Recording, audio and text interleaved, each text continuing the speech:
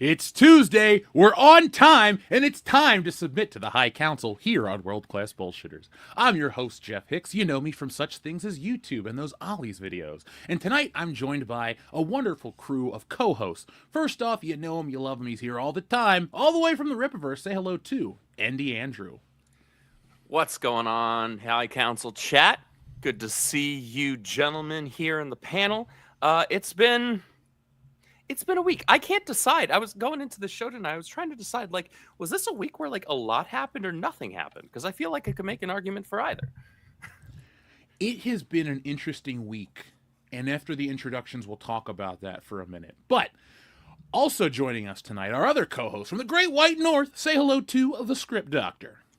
Hey, so happy to be with you guys tonight. It's been only a short week, but a lot has happened. So I'm happy to be here to talk about all the cool news that has popped up since the last time. Yeah, it's been a hell of a week. Andrew, the other minute when you said it's been 1 week, I wanted to jump into the whole Bare Naked Lady song, but I'll spare the audience a song. But our other guest tonight, I don't know what universe he hails from, but it may or may not be able to be shared with Wokebusters one day in the future. Say hello to the one, the only, Mr. Aaron Sparrow. Whatever universe it is definitely a realm of chaos. So I'm excited to be here. Well, we're happy to have you. Now, folks, strap yourselves in. We have a fun show tonight. We're going to be hitting it hard. We're going to go for that 2-hour mark. So let's get this thing rolling right away. Now, the word of the day is sponsored by Shrubbles08. So when Shrubbles 1 through 7 aren't enough, we go to Shrubbles08. The word of the day is Haggard. Star Wars, The Rise of Haggard Rey. Snow Haggard White. And her simps, and a fistful of haggard whoopies. Haggard to train your dragon. Yeah. I don't even know. I'm still thrown off with the fistful of whoopies bit. How about I'll be easy. Haggard, a Star Wars story, because that's where the franchise is right now. Yeah, that's pretty not bad. Whoopi is pretty much Haggard the Horrible as far as I'm concerned. Well, nowadays, yeah. Man, she's fallen so far from freaking Sister Act. That's not even a high ledge to fall off of, but she's still fallen. Those movies are fun, man. I loved those movies as a kid. I did like the first one. I don't remember Back in the Habit. I couldn't tell you much about either at this point, but I remember loving them. My grandma was pretty religious, not like weird religious, like, oh, you can't say this or anything, but she would go to church every week. And when that movie came out, she took me. I was like 3 or 4 when that came out, but she had to have somebody to go with. So I saw Sister Act, both of them in the theaters at a very young age. Thanks, Goofy Wahlberg. I was way ahead of the curve. I've never liked Whoopi Goldberg. I've never found her entertaining, and I've always found her distasteful.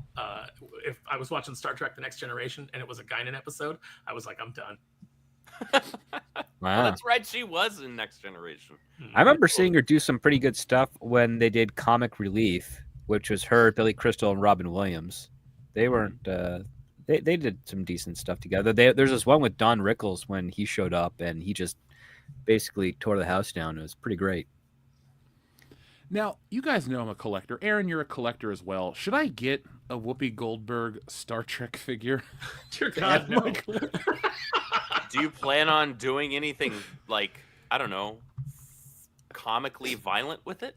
Rose Tico needs a friend, bro. In the landfill.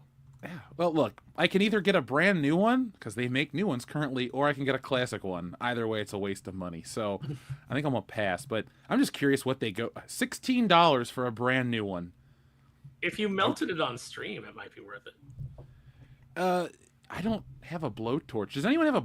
Should I go buy a blowtorch, folks? That's a better use of your money. I mean, you never know when you might need it. Yeah, you can always find a use for a blowtorch or a flamethrower. Well, I mean, you can make some find use for a Whoopi Goldberg. You can make some really quick grilled cheese with a blowtorch. Yeah, but you got to be careful. You don't want to burn it. Well, get a trowel, and then that way you don't burn your hand. And then... A blowtorch is a great investment because not only could you torch a Guinan figure, any figure of Whoopi Goldberg. I guess that's the only Whoopi Goldberg figure they've ever made, right? They never made a Theodore Rex action figure line. Either way, it bothers me that she has more action figures than Eddie Murphy, but You know, Oh, that's true. Oh, there's no Hey, Axel does Foley, he? but there's many Whoopi Goldbergs. Has that's Super 7 never done any kind of like Axel Foley like I'd have owned action it. figure or anything? you would already have it Let on me see. shelf I'm mine. gonna look this up. Let's see. Oh, they don't believe me. There's a custom Axel Foley and there's some other stuff. But before we jump in, Aaron, since you're a collector as well, did you see that $250 Todd McFarlane set? Yes, the Joker set. Yeah, Andrew's script for context, it's two 7-inch figures okay. and a couple of chairs for $250. Yeah, it's Because out Todd of control. McFarlane took a bath on the likeness rights. Whew. He had to have, and on top of that, like, what a time to release like a Joker product. Right. If this Just was like the worst before, timing. if this was so, a smarter way to release it would have been releasing it leading up to the release of the second one before people Bingo. realized that the second one was crap. Mhm. Or at least the majority of people didn't like it. And so at least via word of mouth, the majority of people seem to not like it. I can't speak on a personal note because I haven't seen it and have no plans to. But enough people liked that first one that I think you could have gotten collectors on board if you pitched it right, if you marketed it right, and you did so before people actually got eyes on the second one. Because now you have the unfortunate circumstance where like the first one was still a really good movie. The second one doesn't actually change that, but people's perception of the first one, whenever something comes out that is just it's like a sequel or it's a new entry in the property and it's just that bad, a lot of people's taste for the entry that came prior, no matter how good it was, will sometimes be discolored from that. And so I think you shoot yourself in the foot by waiting. I call like it that. the Last Jedi effect. It starts a cascading failure backwards through time, and starts to taint the things that came before. It breaks the illusion. That's the aspect of it. You become disillusioned with the very story that it captured you prior, Yeah. because either one, it betrays the expectations that you felt were plausible, or two, it was just the worst direction taken for the series, despite other differing opinions. It's really just a fascinating aspect to it. I mean, it's because instead of just trying to make great movies with these characters, say a la like Bond or In Like Flint, or the Ernest movies, where you just make a movie that has the same character but have its own kind of self-contained story, you make sequels that become now dependent on its predecessor or vice versa. And once that comes out, you then judge it as a whole, and it's far easier to, dislike the quality on that regard, because each entry is reliant on the other ones, and that's just really just bad methodology, in my opinion. Yeah, and I want to be clear. I brought that point up because that's the reality. That's how people react. However, I personally reject the notion. So I reject the idea that something, just because, say, Marvel right now is really bad, Star Wars right now is really bad, that doesn't actually affect the things that came before it that were good and that I love. For me, my love for those things that came before that weren't dog water is stronger than my distaste for the stuff that's currently out. I can just ignore the stuff that's currently out, which I do, because none of it's worth my time or money. But it doesn't all of a sudden, I don't know. I don't fall into this mentality of, well, I just hate Star Wars now. I can never look at Star Wars again. I love Star Wars. I just love Star Wars up until the point where Disney bought it. So I watched the original one not that long ago. I was like, wow. Like, 'Cause Okay. Sorry, I was just gonna say that, like, I'll just rewatch the original trilogy, or I'll rewatch the prequels even, or I'll replay KOTOR, or I'll reread the novels, like the old EU novels. Like, there's so much Star Wars that's good and was not affected by Disney. We can talk about until we're purple in the face, them throwing out the EU, and all that, but that's fine. I can just as easily throw out everything they've done and just have all the stuff that came before. So I still am a Star Wars fan. I still am a Marvel and a DC fan. I just love the stuff that isn't crap. Oh yeah, like I'm not embarrassed to say, like, hey, I picked up a copy of The Killing Joke or that Batman book I showed you before we went on air. It's like there's tons of stuff. Like, hell, I even got this neat little Fantastic Four book from Taschen. It's called The Little Book of Fantastic Four, and it just tells you the history of the book. But I'm with you, man. The love of this shit. We'll pull the Rose Tico. How do we win? By, I don't remember the line. The movie's terrible. Anyway, I still like my old school stuff. We'll put it like that. And I will go back and reread it, because now that I have my comic collection back, I have been reading a ton of comic books and making them. So I am in comic book mode, just like you, Aaron. So Yeah, no, it's a lot of fun. I mean, like, look, hey, if I find a good deal on it, I'll still pick up a clone trooper to customize, because that's the stuff that I love, the expanded universe stuff, the stuff that Disney tossed out so that they could replace it with a crappier version. I still love the all same that stuff. thing. Yeah. I love it every time there's a thing online and like somebody will be like, would you like to see Mara Jade in the, in Disney Star Wars? And everybody's like, no, I don't would want not. that. I'll pass. I don't Thank want you. any of this. I would like it if you just stopped. Yeah, I mean, I was actually considering watching the holiday special today, but I've never considered once watching The Last Jedi again. So that's where I'm living in my headspace. Also, too, I had an episode of The Love Boat on, and Harvey Korman was on there, and I kept thinking of stir, whip, whip, whip, stir, and I'm like, I gotta watch that now.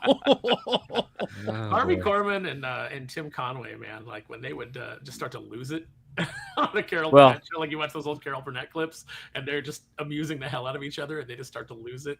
Harvey would be the first one to lose it, and then Tim Conway would be struggling his best to make it to the end of the sketch. Yeah. Because listen, between the two of them, Harvey Korman was not the funny one between those two. Like it was always Tim Conway. Harvey was he played a great heel in those types of scenes. That worked really well for him, especially when he was in the Blazing Saddles. But Tim Conway's the one that he would do something and just break everybody. And I think there's this one episode where Robin Williams shows up, and I think there's a sketch where both him and Tim are really just trying to make each other laugh. And it's out on YouTube. I haven't seen it in a while, but I do remember it was the same episode where Robin Williams is also like the needy funeral guest, and they do the sketch by this word for word of what it was, and then they go back and redo it again to improvise, and it's still, both the versions are really funny. I'm just reading the chat. People do like Harvey Korman and Tim Conway quite a bit. I was surprised how much love they were getting in the chat right now. Right on. But folks, I'm not going to review the holiday special for you. I think like 8 years ago on the Old High Council, we watched it and ate pie. So if that video's out there in the ether, watch it. It was a time. But I'm going to watch it again this year in honor of Boba Fett. I don't know. I don't sit and think about Star Wars characters like they're real. I'll just see a picture of one and go, oh, maybe I should watch that again. Like Empire Strikes Back. That's next on my list. Because, well, it's the Empire Strikes Back. But we have on screen here the lady who's been the talk of the town in this sphere for quite a while. If she's not Snow White, she's in the Hunger Games, or she's saying something stupid. Now, here on the channel, when we say we don't get political, I mean, like, I'm not going to espouse my views on X and Y or tell you how to think or what to do. That's not how we operate. I am here to entertain you guys. We go through toy stores. You buy the comic books I make. But we're not here to go on about my views on, this, that, and the other. But when a celebrity steps out and puts their foot in their mouth, of course we're going to comment on it. And now a celebrity is backtracking. So, like many celebrities, and you can go back and listen to episode, 422 last week? When all the people that were saying they were going to leave America, well, we made fun of that. And now we have Rachel Ziegler, who had a meltdown on social media over, 3 Tuesdays ago at this point, and she's not happy. And I guess the powers that be made her apologize. And now a lot of people are talking about that. So what did you guys, look, it's really not that, she's the most important thing, but do you always, are you like me and you still roll your eyes when these people go on social media and think that people actually care what their political views are? Yeah, because this isn't news. I haven't given a crap about what Mark Hamill thinks about any one particular political figure or not. You think I'm going to care about Rachel Ziegler? And to be clear, Rachel Ziegler, it actually is it's not equally annoying because, Mark Hamill played one of the most iconic characters in cinema. But Rachel Ziegler is a genuinely talented young actress I think she's pretty. She was actually very. I saw that Hunger Games prequel, Ballad of Snakes and Roses, or Ballad of Songbirds and Snakes. Is that what it was? Whatever the hell it was. She was quite good in that, and I didn't know that she could sing as well. And she's got pipes on her. So while I was watching it, I was like trying to remove myself because she had already been annoying at that point with the whole Snow White stuff. But I was watching the movie because I saw it in theaters with my dad because we both loved the Hunger Games stuff. And I'm like, man, like she's giving a really, really strong performance. Why does she have to be insufferable outside of this? Just be quiet. Stop it. Like, shut your mouth. Just believe what the hell you want to believe. I don't care. That doesn't affect me. You're not going to change my mind about what I believe. Just do what you're actually good at. Because what you're actually good at is acting, is singing, is performing. What you're not good at is talking politics because you don't actually know what you're talking about. You're clearly just regurgitating somebody else and you're saying it in the most inflammatory way possible. Like if you're going to have a political position, find a way, especially if you're an entertainer where you are beholden to an audience that is going to, in many cases, 50% of it could choose to just not support your projects because you chose to be a freaking twat about whatever it is you're talking about. Find a way to be like, I don't know, like relaxed about it, respectful about it. But we're in this mentality right now where everything is hyper divisive, everything's hyper politicized. And so unfortunately, so many of these people, and it's because honestly, they don't know how to defend their own personal, if it's even their idea, their own personal social or political positions, because they're not that educated in it. They're just regurgitating it from somebody else. And so they're getting emotional about it and they're acting like jackasses about it. AKA, and case in point, Rachel Ziegler. I think it's just really charitable to try and think of her as a celebrity. She hasn't made any waves. I mean, it's literally like, oh, that supporting actress in West Side Story in the Heights, and then Shazam 2, and then the Hunger Games. She became a household name because she made gaffes. Like she never became a household name for her talent or being a performer. So I think it's a disservice to anyone calling her a celebrity yet because she's not there. She does not have millions of dollars. I can guarantee you that. Yeah, in terms of notoriety, certainly not. I wouldn't consider her and also she's a 22-year-old girl. Who the heck in their right mind should ever be listening to the thoughts or political persuasions of a 22-year-old girl? I don't care if she is representing a Disney princess. She's still a 22-year-old girl that is a moron. Like I feel the same thing from a 22-year-old boy. Like there's a reason I don't listen to like Taylor Chalamet on anything because he's a moron and he's an idiot. He used to sell game controllers on YouTube before he became an actor. Anybody that's still in their 20s. Well, this is the funny thing is that she's far more famous for her gaffes and for being a public loudmouth than she is any project she's ever worked on, because no project she's ever worked on has been that successful. None of the films that she's been in have been huge hits. People know her more as an annoyance than they do any sort of, assigning any sort of celebrity to her. And as somebody who has known like a lot of people in the acting business, a lot of people in Hollywood, a lot of people, that are, producers or whatnot, I can tell you largely they do just have a lot of received opinions. They haven't done a lot of thinking for themselves. They're not involved in it. They're just in this bubble and they hear what they hear, and you're right, they just regurgitate it. Because here's the thing about actors. They are just good at regurgitating lines. They're not really good at thinking for themselves. They are made to be pre-programmed. What's the thing I need to say? Okay, I will say it. And so Rachel Ziegler is definitely somebody who has been pre-programmed with the things that she believes everybody believes, because everybody in her bubble believes it. And so she's shocked when she comes out and she says these things and she gets pushed back. She's not used to it. She's not used to the very idea of it because everybody around her thinks like that. So she is just regurgitating her lines. These people are empty. They're a facade. They're there just to say the thing that seems like it'll make them the most popular. And that's where she's running into trouble. Mm-hmm. And she's in doing so, she's like somehow made circa 2018 Brie Larson look tame because she's actually way more inflammatory and obnoxious. Because Brie Larson quieted down. She was like, "You go, Rachel." I think somebody tapped Brie Larson's shoulder. Was like, "Hey, how about you like chill out, like stop." It was probably Nissan. They're not fucking around. You're our spokesperson now. You can't say stupid shit. Yeah. To a degree, I mean, the dumbest stuff that she has done was one remark talking about doing her own stunts, and then of course the "it's not made for you" thing because she was defending A Wrinkle in Time, Yeah. and that's about it. Because I don't recall her making any gaffes or insults to fans regarding their disappointment with some of her cameos in the Marvel Cinematic Universe, and she stayed quiet during the Marvels. Like, she is a good actress. I've seen her in things before she got into Marvel, and you're like, wow, that is actually pretty. She's fairly talented. She's also done some silly stuff. She did this one movie with Scott Bakula where I'm like, this is clearly a paycheck. I mean, it's just everybody involved. Was it Like, Basmati Blues? yeah, I think that's the one. That movie's horrible. It is, but the other part too is publicists these days have not been very good at their job for a while.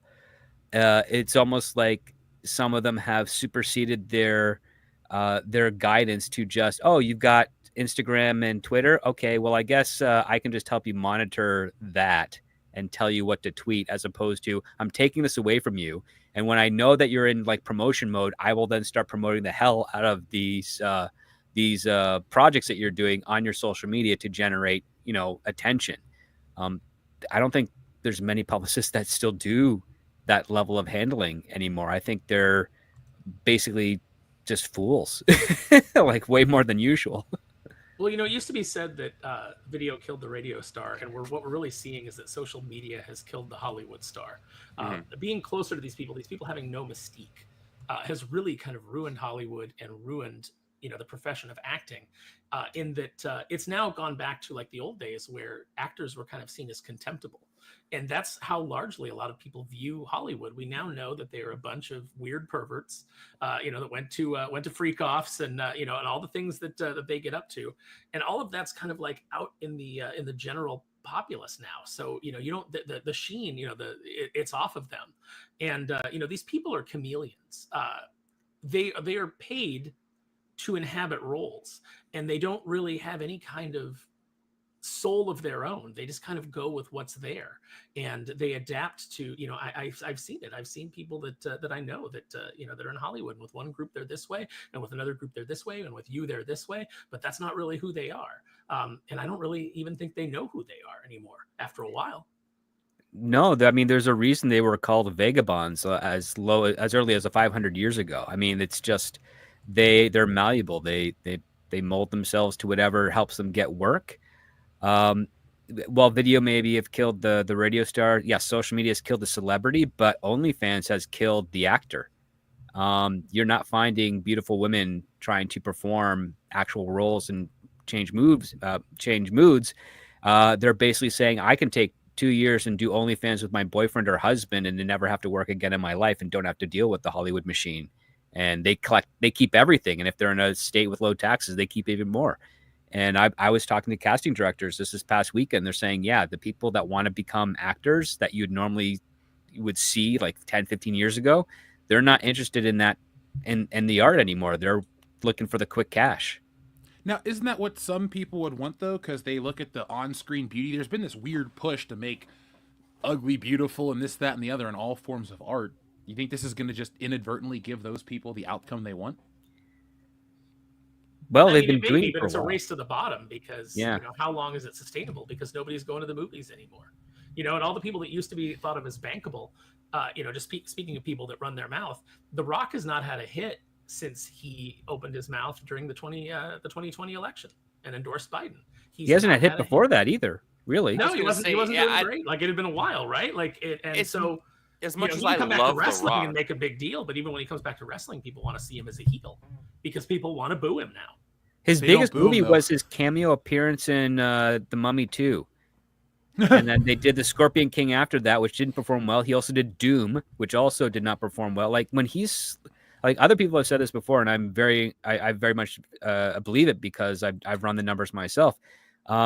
He does not bring an audience to the movie theaters to see him perform. And even in the ensemble cast, it's usually the other people that are the supporting actors that are the bigger draw, especially with like the Jumanji sequels. It's true. And even though like I'm kind of the inverse of that, because I actually end up enjoying at least a single viewing of most Rock movies.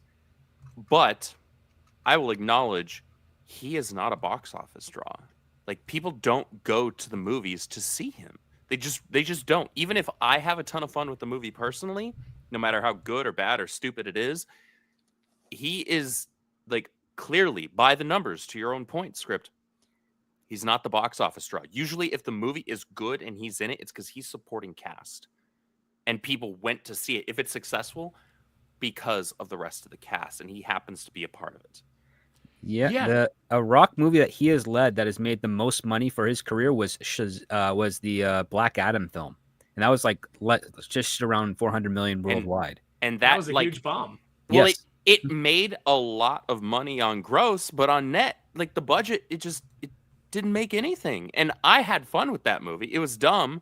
It was The Rock being The Rock in a superhero suit. And I was like, all right, why not? Like, here's some popcorn. I'm having a good time. When is The Rock ever not The Rock? Like, that's, you're going to see The Rock. Well, that's what you're doing. case Hold in on. point. He I go to see tried- the movies. Well, you got to remember, there was a weird window of time. This is all actually a response because in the beginning, when he left wrestling, he's like, "Don't call me The Rock. I'm Dwayne Johnson." He did all these shitty art movies. He did Southland Tales. He did all these Disney movies. The Tooth Fairy with Universal. Like, The Rock tried to do this like acting thing, and it didn't work.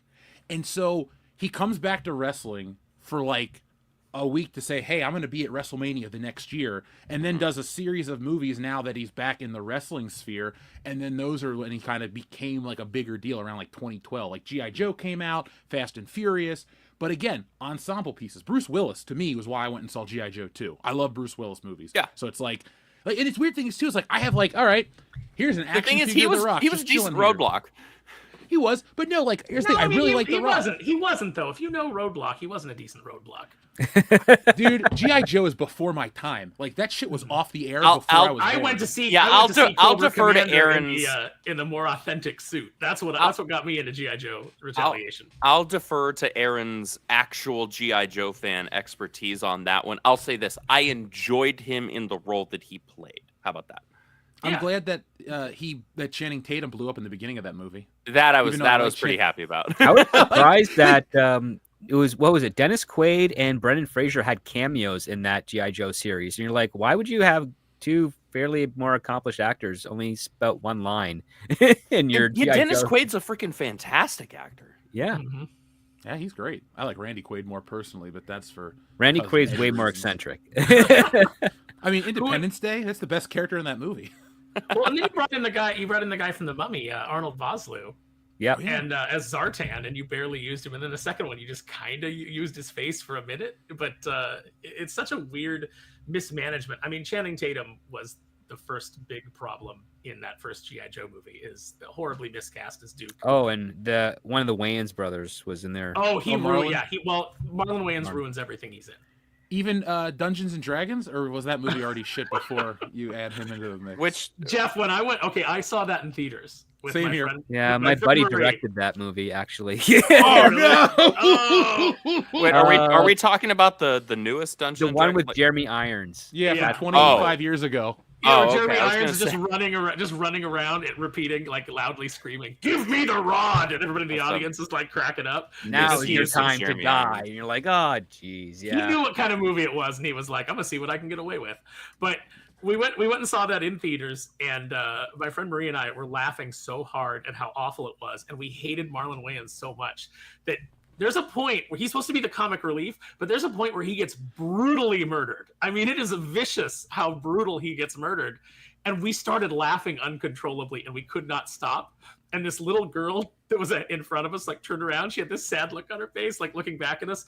And it was seriously like the moment from Heathers where Christian Slater and Winona Ryder are laughing at the funeral, and then the kid's sister turns and looks at him. It was like, oh no, but we still couldn't stop laughing because we were just so glad that he was dead. He looked so sad though when he died. They gave it like that close up of his face. Then again, remember, I only saw this movie once 24 years ago, so I'm going off that one. And I also saw it in a dollar cinema. It's not like That's where we said, saw Mom. it. Yeah. I wasn't like, Mom, please, you got to take me to see Dungeons and Dragons. It's like, hey, honey, you want to go see a movie? This one, she's like, pick one. So I picked Dungeons and Dragons because I knew what it was. And yeah, it was. I have the Hugh Grant one from the new movie. I heard the new one wasn't horrible. I just No, the didn't new watch one's it. the new one's fun. as somebody who's been playing D&D since middle school, so since 3rd edition, I don't need to hear it if y'all been playing since 1st edition. Because I always run into those people. It's like, yes, look, I'm younger than you. It's fine. That movie was a absolute blast. It felt like a D&D campaign that was like just enough on the rails to where you could tell the players were still having fun with it, and not like they were going along with the story, but there was still a lot of shenanigans and fun happening. There was some good character development with a number of the characters. It was fun.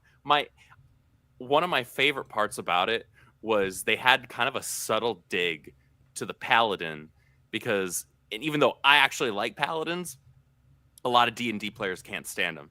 And so the one paladin player just kind of shows up, he kicks ass.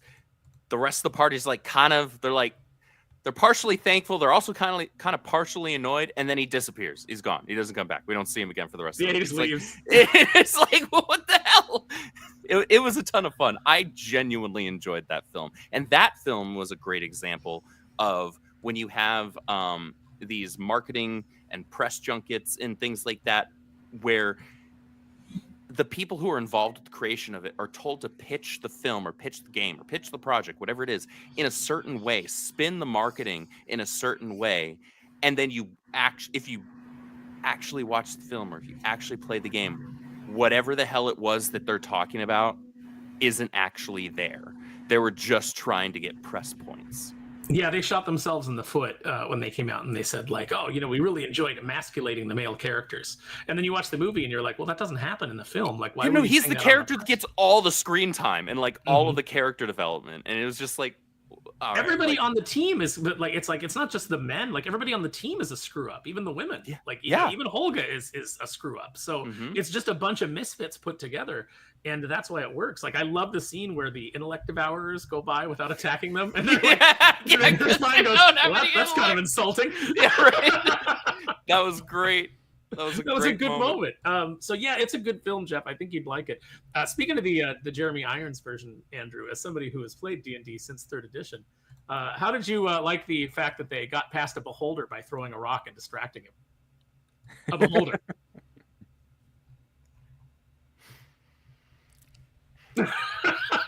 I don't know what any of this means. I'm a comic book guy, so a beholder is basically. Ollie's, you've probably seen a beholder figure, because I know that the Xanathar figure. I only paid attention to this Hugh Grant because I wanted a Hugh Grant action figure, and I'm That's gonna fair.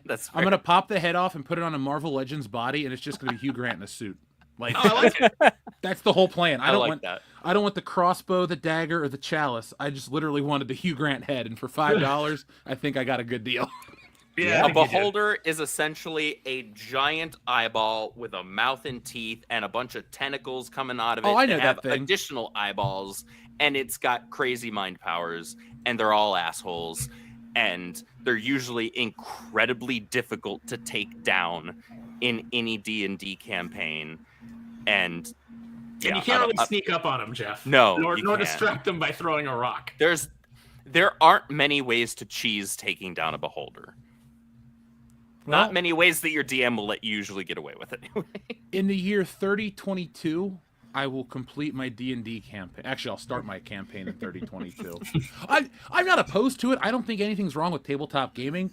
I just don't have the time currently. They're time consuming. They're absolutely time consuming. Yeah. That's why I'd rather play a video game, not to dig on the tabletop stuff. But it's like, oh, you play a round of a game, that's like 15 minutes. I'm satisfied. I'm gonna go do something else. You play a couple of wrestling matches, a year on GM or something. I just don't have like 9 hours to game. I'm like, oh, I wish I did. To be honest, if I had 9 hours a game, I'd probably play through Zelda again or something. And it's even harder as an adult because you got to coordinate schedules with everybody else, and it's like it's a really difficult thing to do. But when it works beautifully, and it is an immense ton of fun. Well, my buddy and I will play Call of Duty. Not the same type of gaming, but he'll hit me up on the Xbox app, and we'll talk shit as we shoot all these people. So it's a good time. Like, it's all it is. It's just fun. This is the way. I can't even organize enough people's schedules to play Shredder's Revenge with anybody online. I just want to get a team of turtles. I got right that here too. Yeah? I love that game. Yeah, I got that game. I beat the shit. I love that game. I got All right, most we of the got to things do unlocked. it, man. We got to go through and. Is it cross-play? Like cross-platform? Yeah, I think it is. Yes. Okay, cool. I got on Xbox. All right, hold so- on. Real quick before we get into the super chats. Thank you for your patience, chat. You guys are the best in the world. Favorite turtle? Go. Leonardo, because he's blue. Correct answer. I like Leonardo too because he's responsible. I am surrounded by gentlemen. None of this Mikey is the best turtle crap. Well, Mikey's the first, but I also appreciate Raphael because he's got complex character. But my favorite. I like is all of them, Leonardo. but Leo's always been my favorite. Yeah. I'm biased. He's got the swords. And he's actually responsible, to your point. I gave you my He's honest an answer honor knight. because he's blue. Hey, good enough for me. I liked him. I liked the Blue Ranger at first, and then as I got a little older, I was more discerning. You know, they can be red and blue characters like Spider-Man. I wasn't so basic. No, in this giant pop culture collection, I only have one set of Ninja Turtles. Maybe one day I'll get a new set to add to the collection, but they are there. Who's not there are like the G.I. Joes, so I need to get a Cobra Commander and put him on the shelf.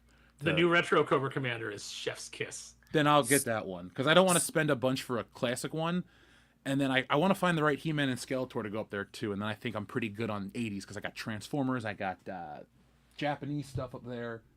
I even got David Hasselhoff, the action figure, like from Knight Rider. Here's what I recommend for the Ultimate Skeletor: get the Horde Skeletor from Revolution, which is the Masterverse collection, and then get the Masterverse Throne with Skeletor, like the Havoc Throne. Pop the Horde Skeletor head onto there. Best Skeletor. I'm gonna have you write that down. I'm gonna look into it. Oh yeah, I'll send you pictures. Like get this one and get this one. Hell yeah. Actually, you know what? I should just try to put together a care package for you. Here you Toy go. guys, thank you. Toy guys always have each other's back. So let me pay that forward. Folks, check out the 3POA podcast with Laser Pants. I don't even know who else is Bobby still the co-host with him? And maybe Tony? I've been on the show more recently than I've watched it. Sorry guys, but check them out. They're one of my favorite toy podcasts. Now, we got a super chat about The Rock. Xavier Gott says he's not The Rock anymore. He's the Boulder. He's Dwayne the Brand Johnson. Like he is. all advertisement. There's nothing left of himself. Like this, collector's cup that I got from WrestleMania. Like the kid in me still likes The Rock, the wrestler. I couldn't give a shit less about the other stuff, but it does affect it where you're like, oh man, this is like cheesy. Because I'll see him up there on like interviews or things, and I'm like, everything you did as a wrestler was 10 out of 10. This is boring. Please, like, inject some life into your promo, Rock. Come on, man. Like, I think you should just retire from acting and be The Rock. Just be the Rock. Like, literally just, oh my God, The Rock's here. And he just, like, cuts a promo and leaves. Like, he goes on Jimmy Fallon and tells him he's a jabroni and leaves. Like, that'd be fun. He's made enough money. He's involved with enough things. He owns companies. He's, a board member of TKO. Yeah, he gets a ton of passive income. Yeah, he's good to go. Like, he doesn't need to be doing these shit movies that flop anymore. He certainly shouldn't be getting $20 million to be in anything because you're not going to get a return on that investment. We've already proven he's not a draw. And really, he's like a turnoff now, as most people in Hollywood seem to be. So, just stop doing that. Just be the final boss. Wherever you go, show up on Jimmy Fallon, rock bottom him through the desk, talk about what you're going to do. I would sign up for cable for a day to see that happen. Yeah, do it on Jimmy Kimmel because Jimmy Kimmel deserves a rock bottom. I would sign it for 2 days to be able to see those back to back, double feature. People's elbow. Jimmy Kimmel just weeping like a pansy afterwards. Shut your mouth, jabroni. Sam Owen, or Samoan, says, Jeff, cool to see your video at Make Sense. I live within walking distance. You'd love the store at the mall close by. Lots of wrestling there, too. Well, Sam, the good news is that I have friends in Milwaukee, which, as you know, is Algonquin for the good land. So I will be back up in the area probably around the beginning of the year. So I'll have to find out what the name of that store is. But, folks, if you don't know what Sam is talking about, it's the new series we have here on the channel. Technically, like our first ongoing series besides the Ollie's videos, which, they're their own thing that everybody loves. But My Life in Toys, you guys should check it out. I've been going to vintage stores. I've been going to toy displays, installations. I got the go-ahead from the biggest toy store in the area. And I don't mean just it's kind of big. It was such a big store already. But then they went and bought a Harley Davidson dealership and put their toy store in there. So I'm going to head out there possibly Thursday. But either way, you're going to have a brand new episode of My Life in Toys on Saturday. But if I go to that epic toy store, you're going to love it. And then I also am starting to head out of the state. I'll be going down to, deeper into Kentucky. There's a couple cool places in Kokomo, Indiana. And then basically you send me emails, and if I'll check out the stores, and if they look cool, I'll check them out. One day I'm going to hit everything in the world. So when we go to Japan, when we go to England, I want to check out what's the big one in England, Aaron? Oh gosh, I don't even know. The comic store. It's got a cool name, but they have a bunch of Doctor Who shit there. Either way, I want to check it out, folks. That is My Life in Toys, available on the channel right now. That was a great video. I paused that video so many times to check out what was in the case. Like, you know, I'm like, I've got it up on the big screen and I'm pausing it, and I'm over there going like, okay. And I was if you want, I can email you the raw file. I think I recorded it in 4K. So if you really wanted to see what it is, just like you can pause it. You can hear me in the background like talk. Nice. Because I tell people, like, if my friends are with me when I make those videos, I'm like, they're like, oh, I'll be quiet. I'm like, look, I cut the audio out. You can talk to me. I might not respond to you right away because I'm working, but talk. So you might hear some stuff in that raw footage.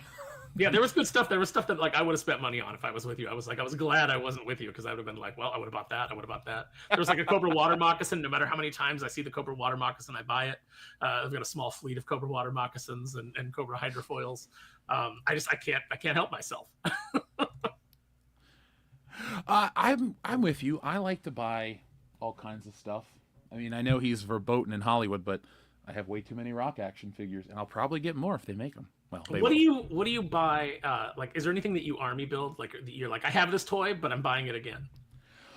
Well, I do buy Stormtroopers because I don't care about Disney Star Wars, but if they put out a good Stormtrooper, I'll buy. Like, when I was in college, I bought like 24 of these like one releases because I would go all over and buy them.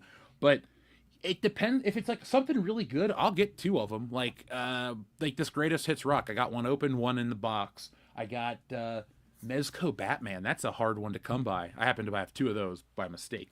But I'm character dependent or like actor dependent. So like Michael Keaton Batman's a guaranteed buy, but not necessarily Christian Bale Batman. So not all Batman. I sold my '89 Mezco Batman because I got it and I took it out and I was like, I hate this, and then put it back in and then like sold it off right away because it was pretty much pretty in demand, but I just didn't like it. One thing I bought because I found it super cheap was I bought the George Clooney Batman. Oh, you got one? Wait, is this George Clooney or is this Val Kilmer? If it's got the yellow on the emblem, it's still Val Kilmer. If it's all black behind the emblem, that's George Clooney. Okay, but hold on. I think that's hold on it up because that might be the Sonar suit. Let me give you the full. It shouldn't have a yellow belt though. That is the Val Kilmer. That's the second suit. Okay, so yeah, McFarlane did the colors wrong. I'm happier to have the Val Kilmer. Oh yeah, because it came with the bat head. Yeah, it's definitely not the Clooney because it didn't come with Mr. Freeze parts.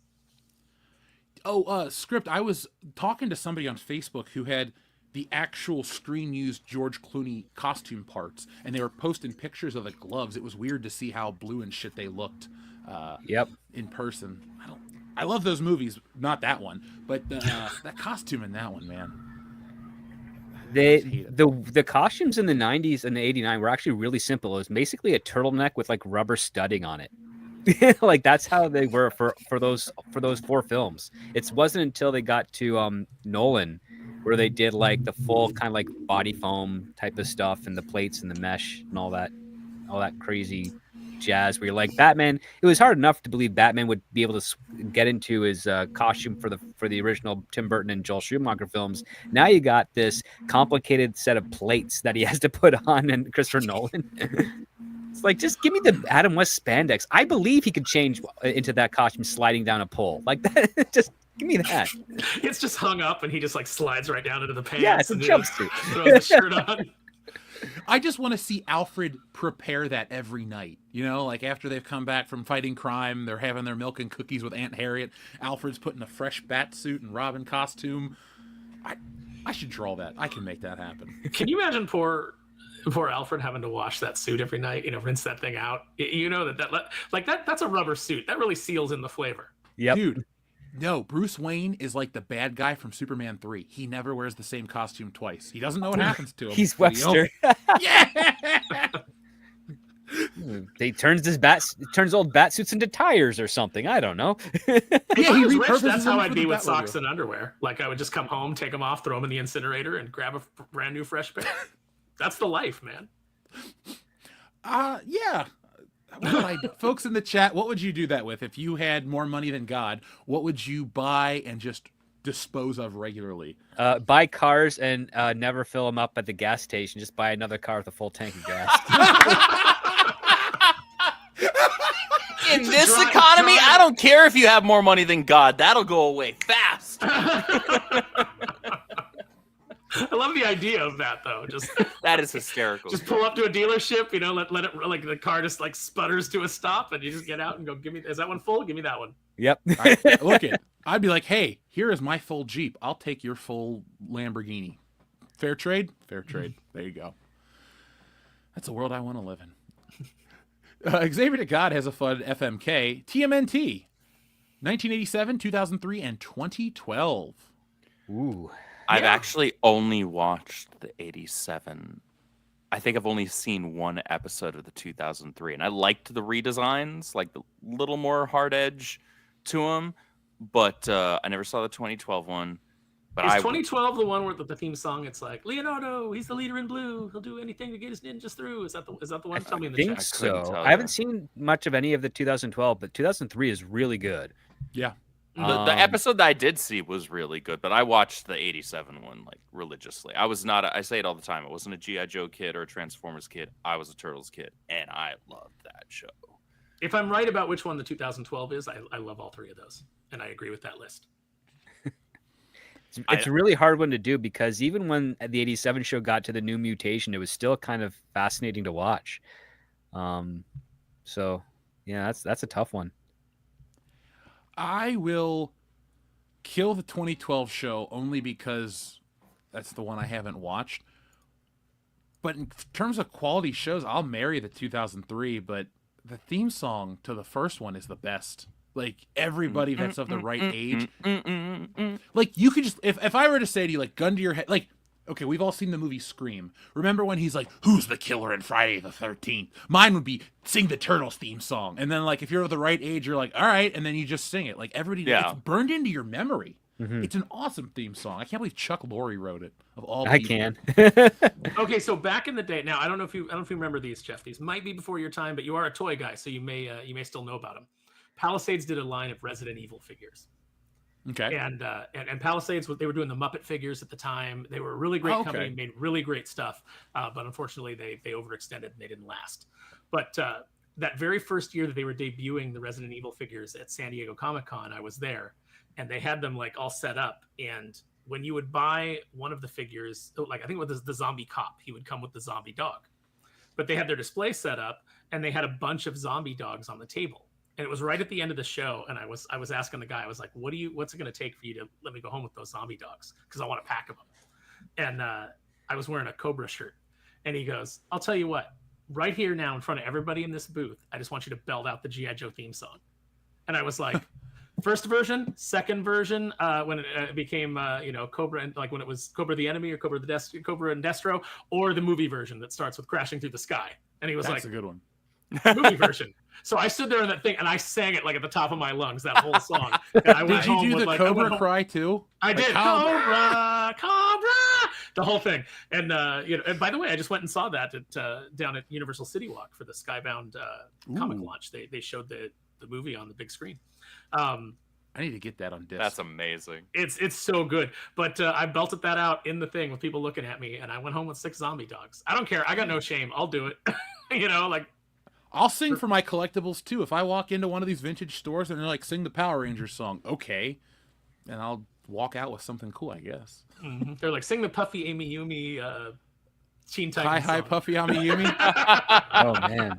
Teen Titans! Oh, go. Yeah. When there's trouble, you know who to call. Mhm. Actually, I do know the word. I don't even like that show. I barely don't know the dislike words to one, that. but I know the words. I have an But everybody interesting... knows that song. It's like what's that Garth Brooks song, "Friend in Low Places"? Like, Yep. people are like, I don't like country at all, but like everybody knows that song. Like, Yeah. knows the words Me. to it. If it comes Well- on, like it's just in your DNA. I have It's a weird because you go to karaoke more than 3 weeks in a row, you will hear that song like 5 or 6 times, and that's how you learn it. I have a weird relationship with that Teen Titans show. Like, it's a fun show, but being a major Teen Titans fan, it annoys the hell out of me because of the composition of the team. I'm like, none of these people belong on this team together, and you're missing so many crucial members. Stop it. You're bugging me. But the show was a ton of fun. That was my introduction to the Teen Titans because DC books were like, if they were like older DC books, I just wasn't trying to pick them up. I was like, oh, Batman, I want to read new Batman. But I would watch any DC cartoon. That's how I got into Static Shock. We had a great time. Like, that's a late great 90s, show. Early 2000s, all those DC shows were solid. Never watched the Zeta Project, but I'll take it on that it's okay. Dwayne Did you watch McDuffie is Freakazoid? a very well missed writer. I mean, I'll just say that right there. I liked his stuff. I remember when he launched Milestone. I was still like a teenager at the time, but it was the first time I saw Icon, and I'm like, I like that name. And then I saw the cover of the first one with this hot chick, and I'm like, ooh, I'll pick this up.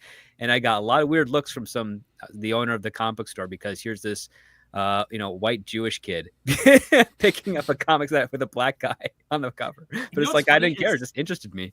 I was working in a comic book store at the time that the Milestone stuff was hitting, and I was super into it. And my black customers were the hardest ones to convince to pick it up. Like, it's just like anybody else, I'd be like, these books are really good. And they'd be like, oh, cool, let me grab those.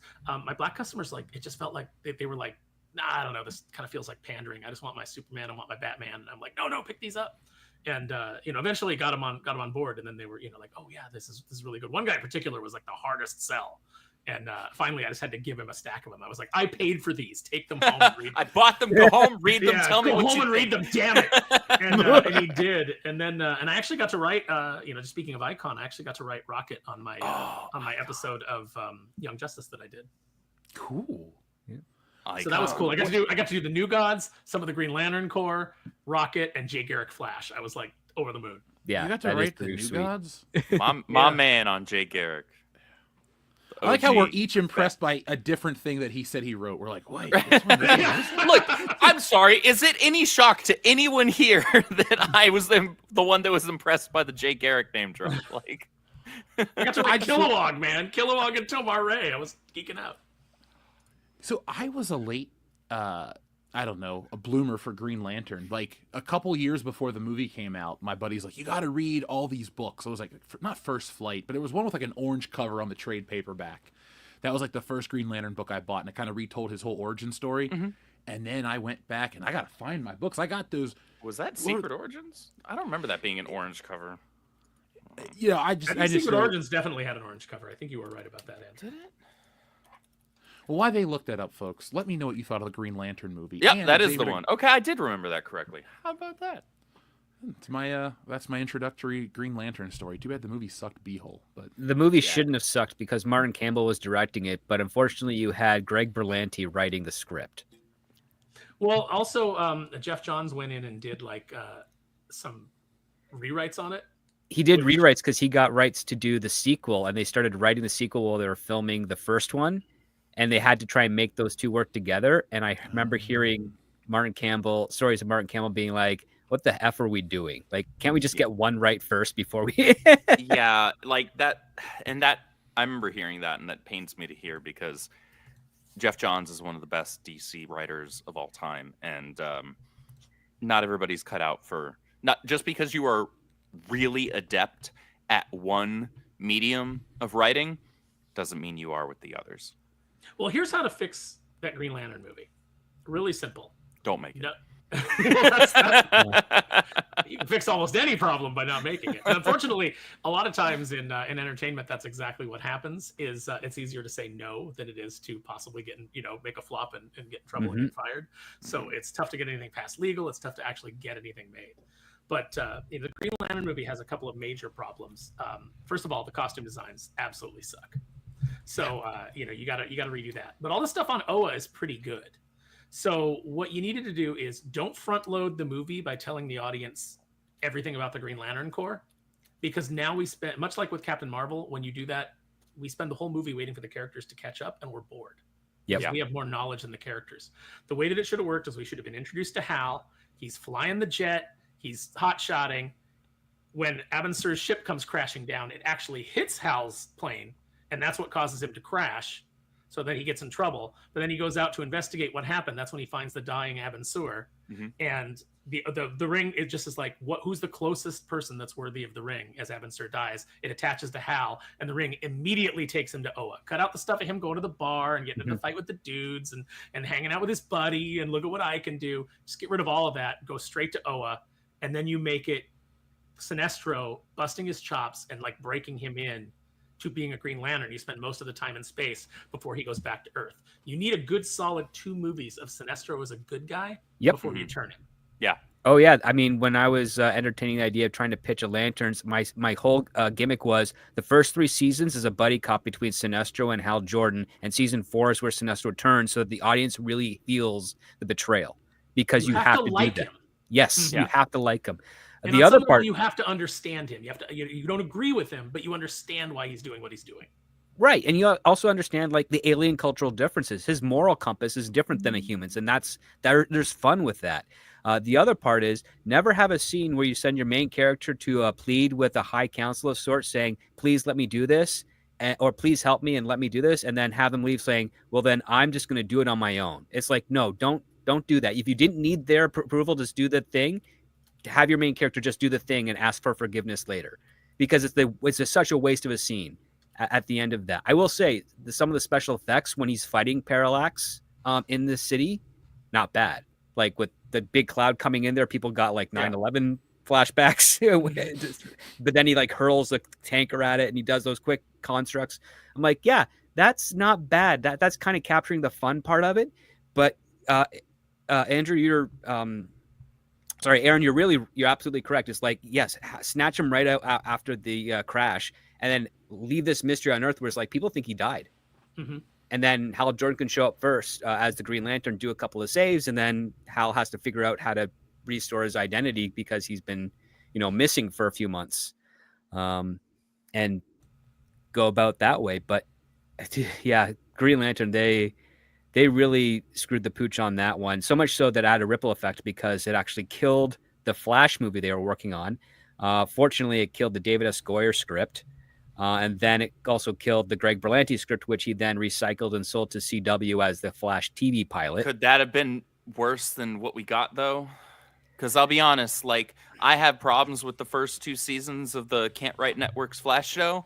Yeah. But there was still enough like good, genuine, fun Flash episodes in those that I would have taken, a 2-hour film with that instead of whatever the hell I watched that made me more angry than I've ever been in my life watching. So Greg Berlanti deliberately ripped off Sherlock, the style, for the Flash because he wanted to have the Flash doing investigative detective work when is in Barry Allen form.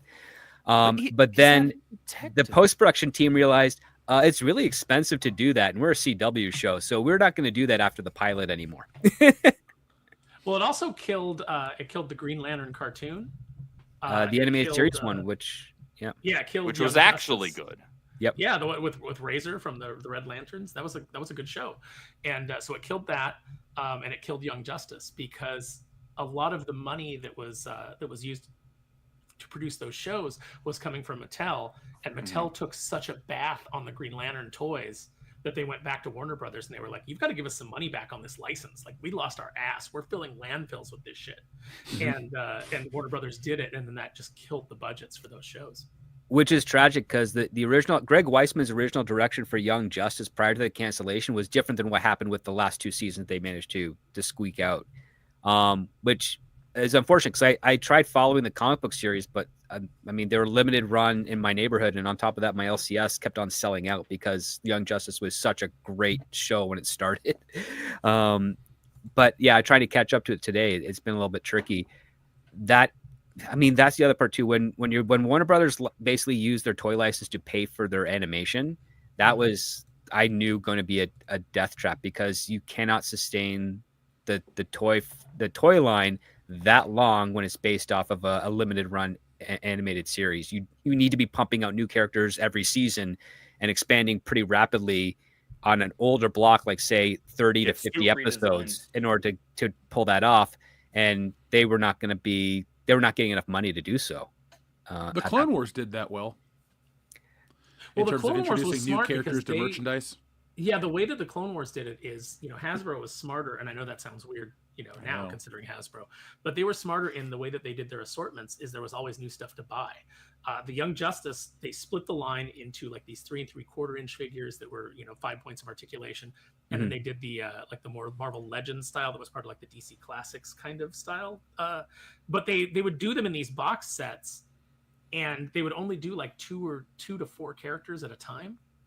And so, of course, you do like they're like, well, we're going to do Batman, obviously. We're going to do, and then you'd get a character like Artemis, or you'd get, Kid Flash, and then you would get, somebody else. Like you'd get Red Arrow. There's a Cheshire and Red Arrow one. I remember, like they had all these weird. They made the little Cheshire, but they never made her in the, all the characters that I wanted. I wanted all the weird characters. Like do an assortment of 5. Yeah. And give me some of the, throw in a weirdo with every assortment. Like I wanted Simon. And I can't believe I'm saying that because that's a character. Young Justice made me care about characters that I never cared about in the comic books. Like I wanted a Simon figure. I wanted Clarion the Witch Boy. These are characters that I never cared about before, but like that I loved on Young Justice. And characters I've never heard of. Go back and watch season 1 and 2 of Young Justice. You will. Is it on Max? Yes, it is. It is. I'll give it a shot. Xavier to God says TMNT 2003 has 3 different theme songs. I just know the one, count them off or whatever. The do. Yeah. That's all I know. I was in the 8th grade when that show hit, so cartoons were like sometimes, it's like, oh man, it's a Saturday morning. I just get them to play GameCube or PlayStation or something. So, but I still do watch my animations all the time. I watched 60 Spider-Man recently. I like that you said my animations, like an old woman saying, I watch my stories. Stories, exactly. That was fantastic. Well, but the thing is, I will give anything like that's a cartoon or anything that's animated a shot once. But then if I like it, I'll watch more because I like the art form. I find it fascinating, as long as it's not all done in a computer. But yeah, like I didn't care for that rise of the TMNT where like they made Raphael the leader, and I didn't like the character designs. I especially didn't like the April design, and then that carried over into Mutant Mayhem, which I also didn't like. But I really didn't. But like I did watch the movie from the rise of the TMNT, and the animation in that and some of the action scenes are fantastic. So it's worth watching for that reason. I'll give it a shot one of these days. But watch the movie. Don't bother. I wouldn't say bother. Don't get into the show. Just do the movie. Well, one day I still got to watch the. God, I haven't seen Turtles 3 in like 25 years, so maybe I got to watch that one again. No, I don't. The one Turtles in Time, or the one where they go back to samurai. Yeah, I only like the first movie. I know some people are like, "Oh, they're all great." I'm like, only the first one's worth watching. The first one's amazing. The second first one is basically a perfect movie. Yeah. I mean, they literally ripped pages out of the original comics and repeated them for the screen out of frustration because they're like, we can't get this to work. Just do this. Now, she'll never admit it, but my friend Marie doesn't care about the Ninja Turtles at all. There's a running joke that I have with her where like I challenged her at one point to name all 4 turtles, and she was like, Leonardo, Michelangelo, Mary J. Blige, and Claire. That was her answer. Mary J. Blige. I'd give her half credit for that answer. Right? Well, whenever she can't think of a name, she just says Mary J. Blige. So she was in that movie last year with Mary J. Blige, and you're like, that didn't happen. But she doesn't care about the Turtles at all.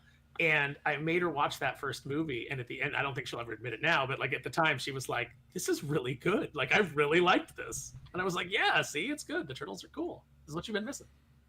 I wish they'd go back to that route, but now the Turtles have been so whatever for most of their existence. Like that the original version's the weird outlier. It feels like guys our age will go watch it, but you think kids would go watch gritty, realistic Turtles?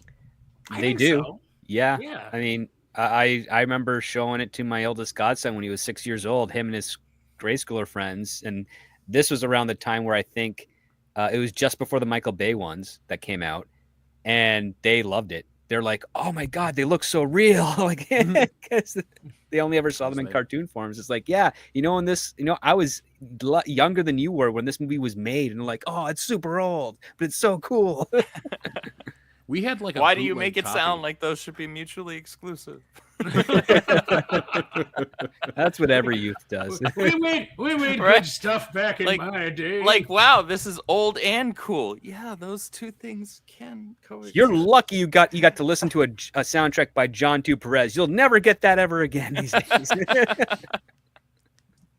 I've been watching a lot of these videos on not like the end of time, like, you know, apocalyptic stuff, but a lot of people have been talking about how entertainment is like a snowball and it's going down that hill way quicker than people realize. And a lot of the big budget stuff and a lot of the IP based stuff is not really hitting.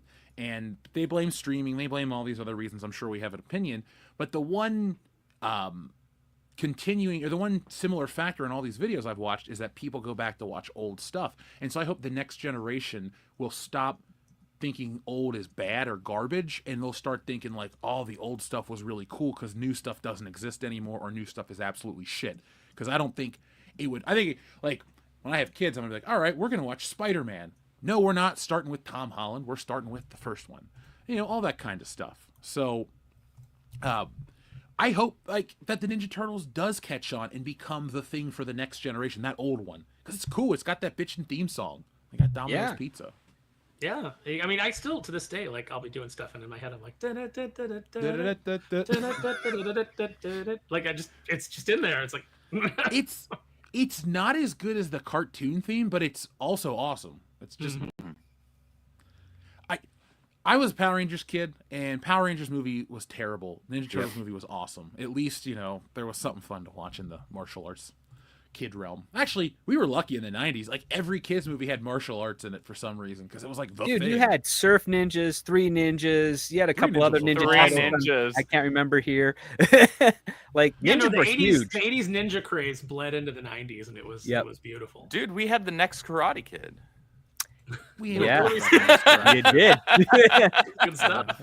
That was a Hillary Swank, movie. man. A movie. Hillary Swank, just after she finished doing Buffy the Vampire Slayer, does the next Karate Kid. Has she shown up on Cobra Kai yet? As It's rumored she's going to be in one of the last 5 episodes. That's pretty debuting. awesome. That would actually be amazing. I'm would so be. here for that. I haven't started watching the final season yet. The way Karate they've Kid integrated cinematic universe. the way they've integrated the cameos from the 3 original films is like they got a goon from number 3 into this latest season. They brought him back and they did it really well.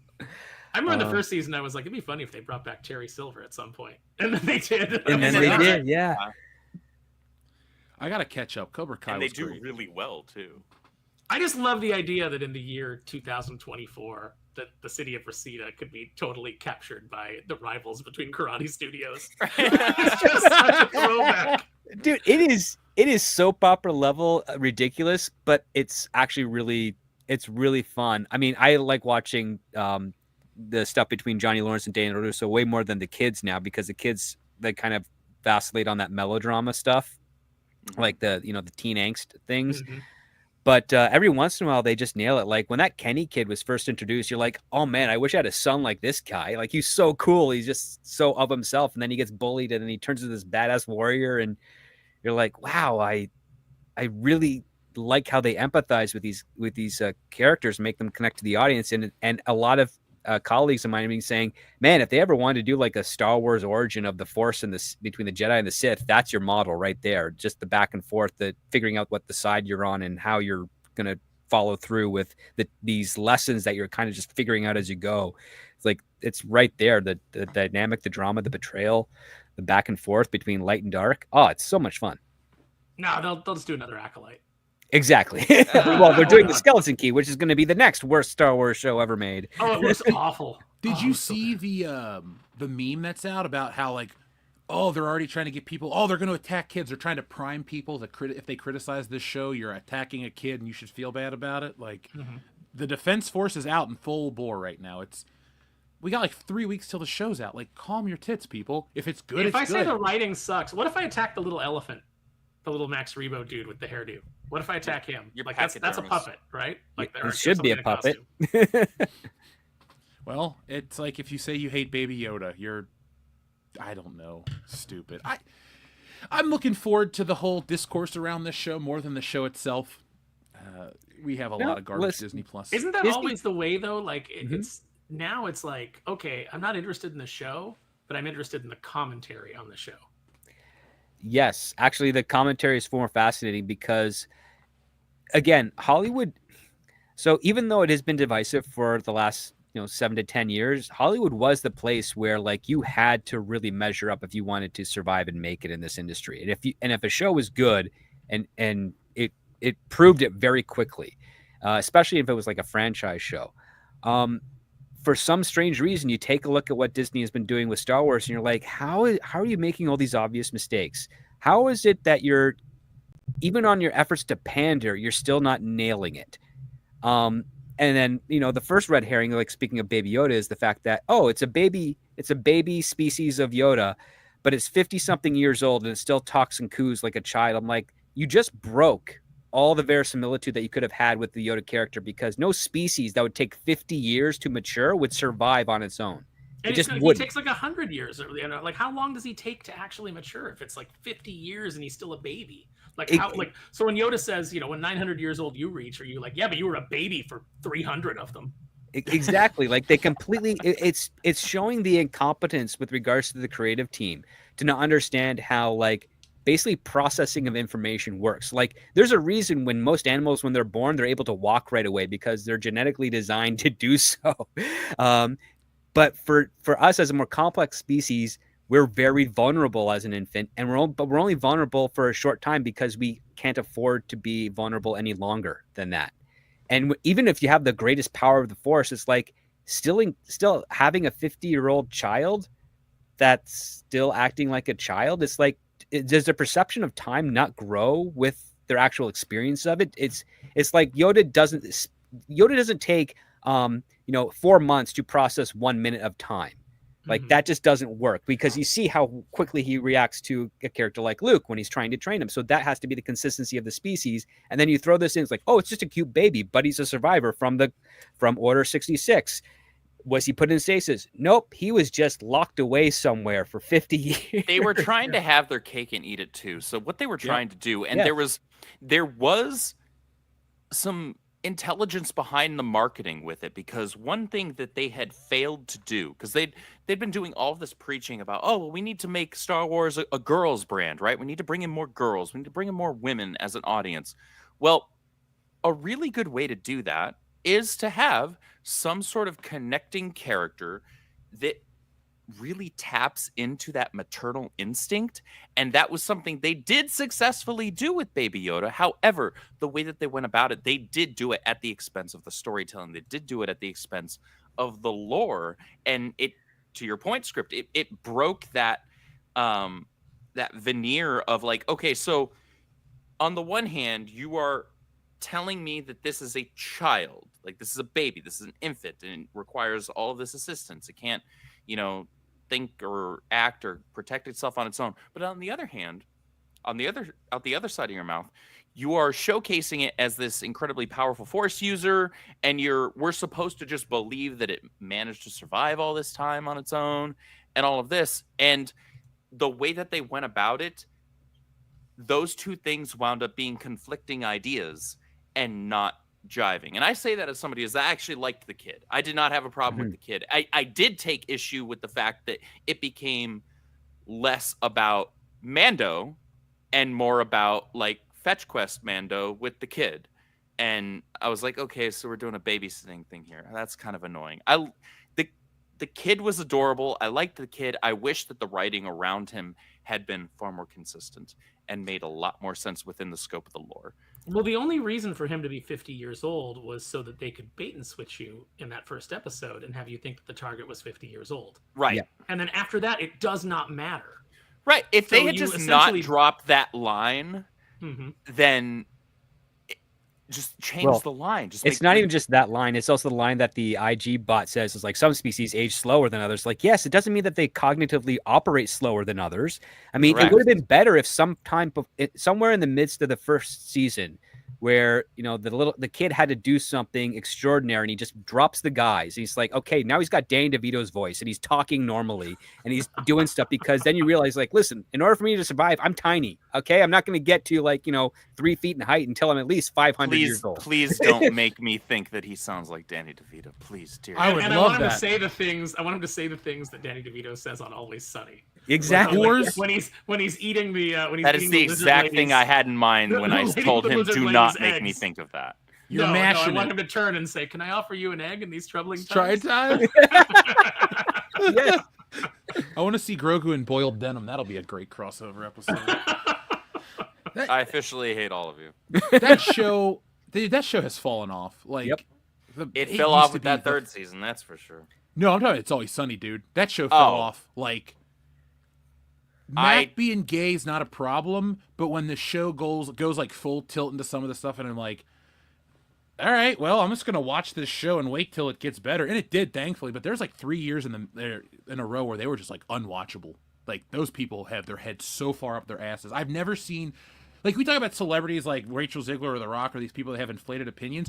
The four of them, not Danny DeVito, but they have all, well, take out Charlie, but the other ones have all gotten vain and annoying, and like, I dislike them as people, and I'm like secretly waiting. I for the show dislike to them as die. characters. Well, I don't think you're now I supposed to do. like them as characters. You're definitely No. not supposed to. Well, that was. I've said this before, and I can't remember the last place that I did say it on. It was on a stream, but I would periodically watch episodes of that with a buddy of mine if we were like sorting out D&D campaigns or like sorting through Magic cards or something like that, and we'd have some sort of a sitcom on the background, whether it was Seinfeld, whether it was Third Rock, whether it was That 70s Show, whatever. Sometimes Always Sunny would be in the mix, and that was like my least favorite one, because I understand that the point is that you're supposed to think they're all terrible people, and the whole thing is like they always get what's coming to them, and like their plans always fall through. But I just can't personally get into a show where everybody is freaking horrible, because I want to root for someone, right? That's just how I'm wired. I want to root for somebody. I don't want to watch a show You where should I'm root for literally Rickety rooting Cricket. against all of them. Yes, Rickety. Rickety Right? Cricket is a victim. You should root for him because he is the victim of Dee and her bullshit, and every plot that they go, or you can root for, well, he's dead now, but Roddy Piper was great on that show as the maniac. The maniac loves you. Like, that was For a while, Charlie was fairly sympathetic too, because even Yeah. though he was a screw up, like, you kind of know He why. was just dumb.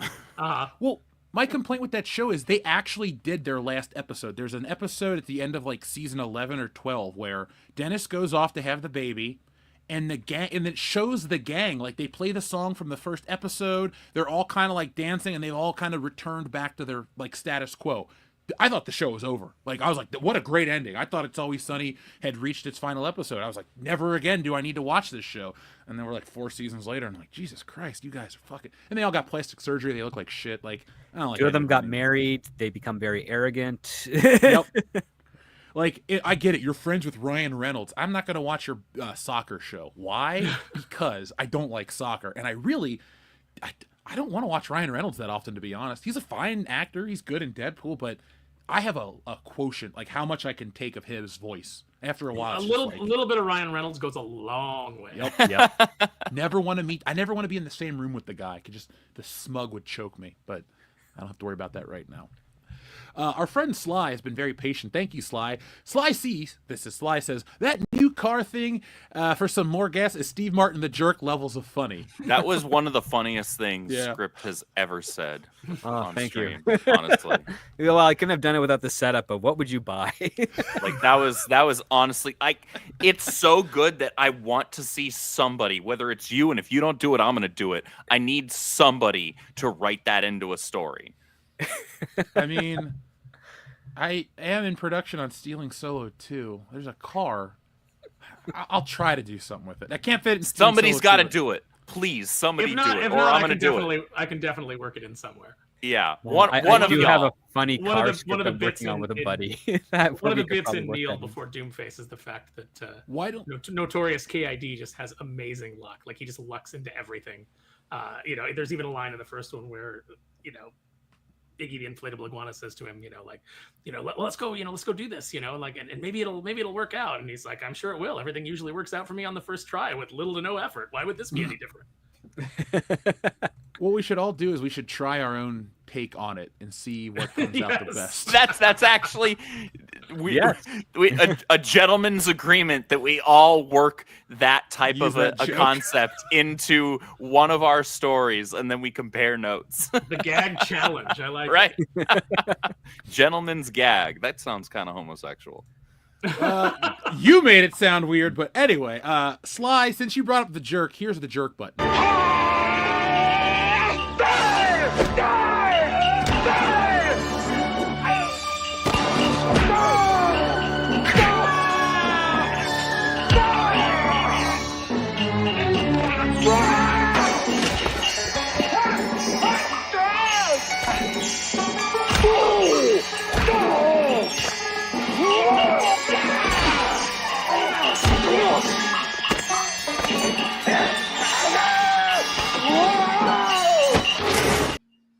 That is Steve Martin making like a Bruce Lee parody about as white as you possibly could. Have you seen this movie? I haven't.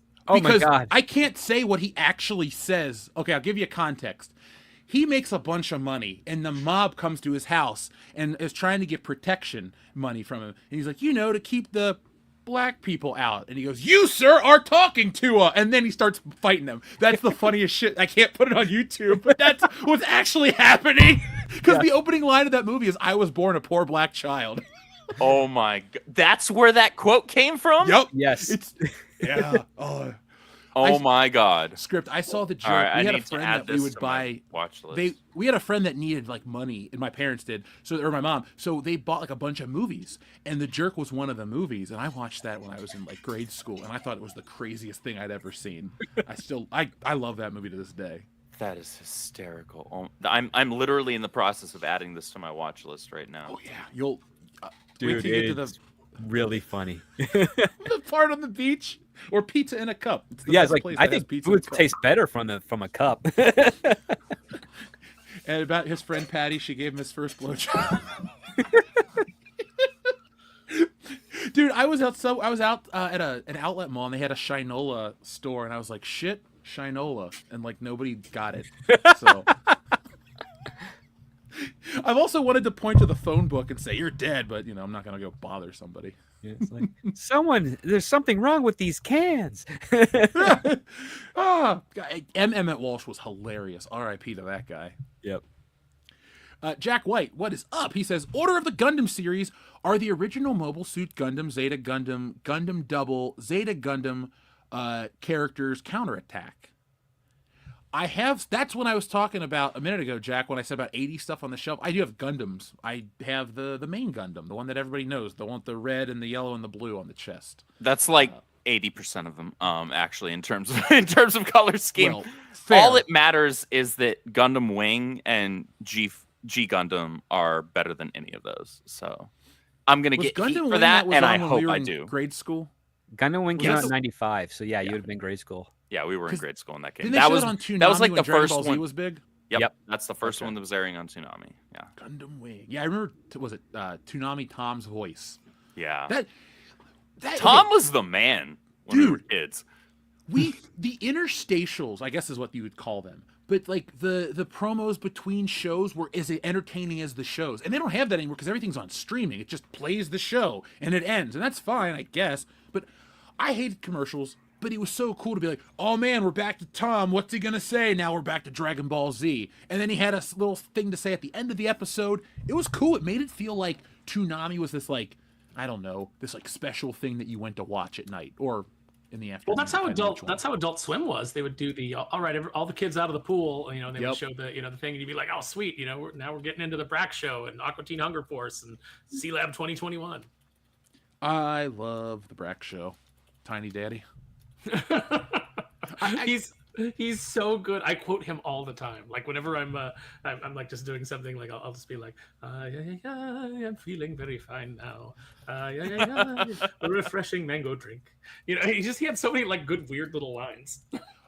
Dude, I miss like weird entertainment having its place, because everything that's weird is relegated to the internet and not enough people find it. Like, I know we still have weird shit like Mike Tyson's Mysteries or Rick and Morty might be weird to some people, but it's not that like Aqua Teen Hunger Force levels of like, what am I watching at 1 a.m? What is this? Why is there a talking spider named MCP Pants? Like,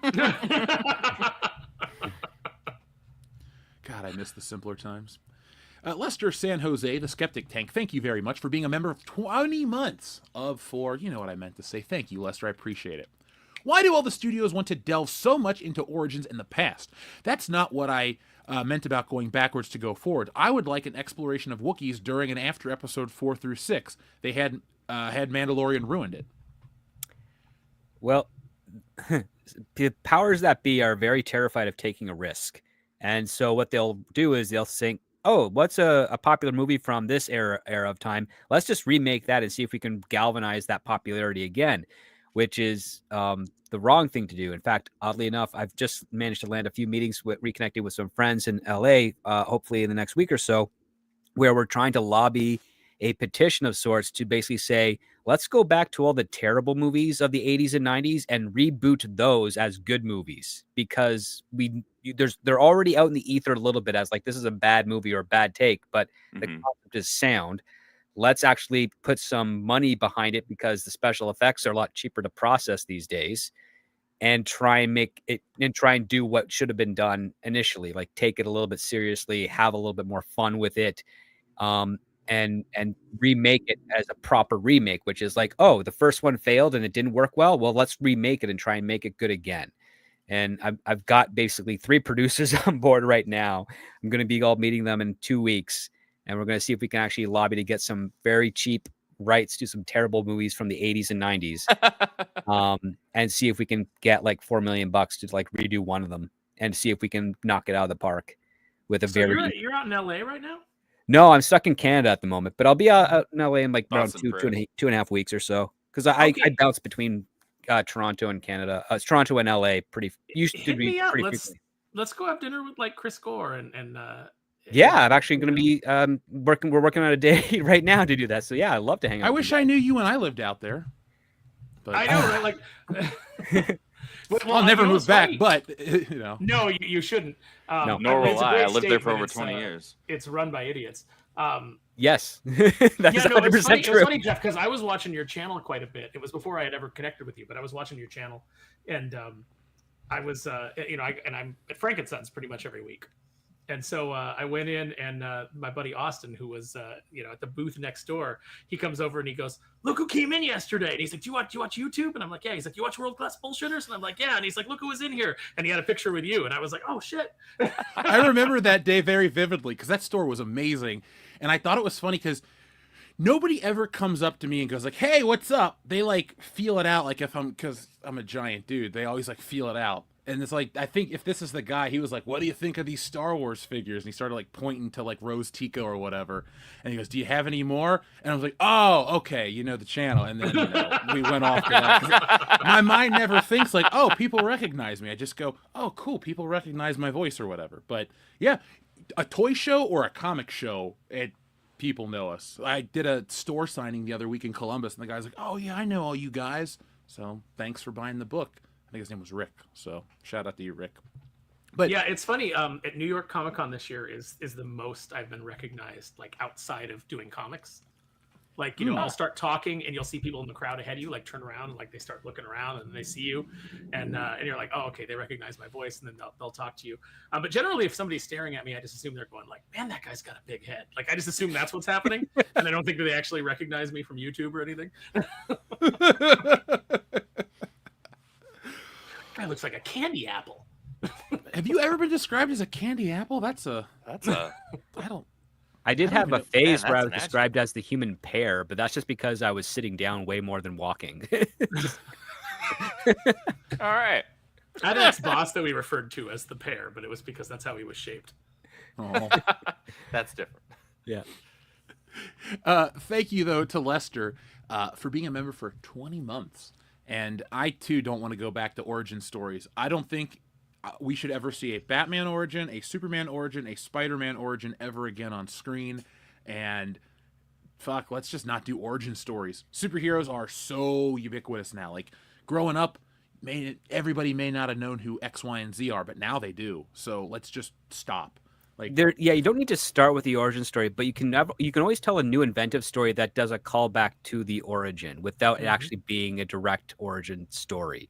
I mean, I still go back to the Adam West Batman series because you learn his origin in the pilot through dialogue. Just basically like when my parents were gunned down by vicious criminals, I vowed to do this, and that's all you needed at that point. And you kind of got the idea that that Batman had actually been operating since the Futara was a car that was in production, because that's when he turned into the Batmobile.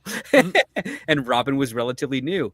But like you just bought into it because you went on for the ride. And I liked how, even the 89 Batman film, he was already Batman, just not fully known to the city. And then you get a little flashback of that origin stuff. And you as the audience are smart enough to put the pieces together to see why he's doing this. And you were able to run for it. Superman the movie is the best version of that origin told. Don't need to do it again. Man of Steel completely botched it, and I'm very glad that James Gunn is not doing a Superman origin story in that same vein. Superman's been around for a couple of years. Clark Kent's a cub reporter at the Daily Planet. They're already kind of the boots are worn in a little bit, but you're still kind of finding your place and competing with this inverse of Kingdom Come, where superheroes at that point were violent and kind of on borderline terrorists fighting for quote unquote good. And Superman has to kind of show them what that really means. I'm like, if that's the premise, I'm sold. I'm looking forward to that and seeing how he pulls that off. Well, you want to do a new Batman franchise. The easiest way to make it successful right out of the gate is just do the Long Halloween. He's been Batman for years. The villains already exist. You can always, tell little things about the villains and tell us how they became who they are, but just throw us into the world and then, throw us a life preserver. Let us catch up. It's like, I don't need an origin story for every villain, a movie for every villain. And then, the old way where here's a villain, here's their origin story, and now they're dead. Yeah, killing off the villains was also a bad move. I will say this. Yeah, Long Halloween would be a good start because it's basically just the Godfather in Batman world. So you could just hit that Coppola tone. And you could phone it in with a Coppola tone and do well, actually, with that. Just to stay far away from the animated adaptation because that was garbage. Oh my God, yeah. Well, I mean, when I saw that it was Tim Sheridan, I was like, this explains it. It was just he had the really greatest Green Lantern run of all time. Yeah, where Alan Scott was. I have it on good authority from 3.5 different people, which is its entire reading audience. That it was a great book. What half of a person? Nothing like reading about your hero going and trolling for blowies down by the docks. Wait, what? Because that's what sailors did back in 1942. Right. So Alan Scott is going down and banging male prostitutes down by the docks. Now later, Tim Sheridan tried to backtrack and say like, no, it wasn't. He wasn't picking up hookers. He was just meeting men down there. And you're like, what else do you call that? What Why he was is doing? this in a superhero comic book? Great I don't question. care if the characters Asked are Tim gay Sheridan. or straight, but like, why domestic shit? And I'm gonna say something that is probably gonna surprise Andrew. So I was going through the old some Romita issues of Spider-Man because I had read some Ditko stuff, and I was like, man, when they make Spider-Man stories about love and romance, as much as I love John Romita's art, these stories fall apart quick. Like Spider-Man starts out strong, and once it gets to that domestic stuff of like, oh man, Aunt May and Aunt Anna are gonna do this. It's the same with these heroes. Like, I don't want to watch a Green Lantern go down and blow a dude. I don't want to watch any superhero engage in banging. Like, Herogasm was played for laughs. That's different. But like, I don't cut ever away. want to see. Have the bridge of intimacy and then cut away. And don't even have to do the morning after. Just cut away. They were 90s and the 90s late... Michelini stuff. Yeah, with Spider-Man was perfect. Well, yeah, before One More Day Spider-Man stuff, when Peter and MJ were still married, like they did that all the time. But you're talking like in the beginning when she would like take off her shirt and drop it, and he'd take a picture, and you would just hear like something, and it would cut away, and you'd never see a nipple. Correct. Like, Bond, I don't like Bond girls are beautiful. You can show them naked, but like I don't ever need to see James Bond pounded. Like that's just a scene that I don't think should be in the movies. He should get women and do the stuff, but like. You don't really want to see that. You want it implied. You like No, I want to see James Bond kicking ass. I don't want to see his dong. Well, Oh, you know when God. you're like you put on like a new Netflix show and you're like, oh, I heard this is good, and you start to watch it or something on HBO, and it opens with like some dudes thrusting ass because they're like, we got to hook them right away, like throw some sex on the screen. Oh, like And the you're just like, Ozarks. yes, you're just like, oh, come on, man, like you're like, what? You're like, I'm watching this with my grandma. What is that? Yep. Yeah, there have been a couple weird things that I've seen on streaming with family members. I'm like, I want to leave the room, but I can't. Right? It's So- like I gotta go walk the hamster that died. Oh, I when just was make 12. those situations more awkward, saying I'm a better performer than that. This guy. You're like, I was the camera guy, and now in retrospect, I would have shot this differently. Yeah. You know what's less funny? this. The sexual coordinator on the Netflix show Obliterated. I haven't met her, but I know people that have worked with her, and she's not the type that's like trying to be overly cautious and protective. She knows that actors know how to do this, but she was actually I heard a story through her that she actually had to coach this woman to be a bit more expressive during the sex scene in Obliterated because she was being too subtle. And it's like, this is supposed to be a big passionate moment. You should be really riding the guy. And she basically says, the guy that you think you're riding there, you're making it look like he's, an Asian man as opposed to this big muscular white Marine. She's like, so Damn. really increase that thrust or that stroke. Just our Asian And I'm just kings, like, man. She That just is dropped hysterical. That's the intimacy coordinator. Like, again, some of them are crazy, and then some of them are like, we got to make this hot. And it's basically, you got to coordinate with the actors to do so. Most actors know how to do it anyways, but the good ones are like, most people know how to do it. well, listen, It's I've met a kind lot of of guys in biological Hollywood imperative. Yeah. I've met a lot of guys in Hollywood who their wives or ex-girlfriends would say, yeah, they're a 2 pump and done, marathoner, if you want, minute man. if you Poor will. guy. So you need someone to be like, how do you make this hot and sexy? Sometimes actors know how to do it. Some actors, again, a lot of actors are big dorks, like they're puppets, and they also don't really interact socially with each other. That's why they put on the persona. They don't know what they're doing either. So you got to guide them.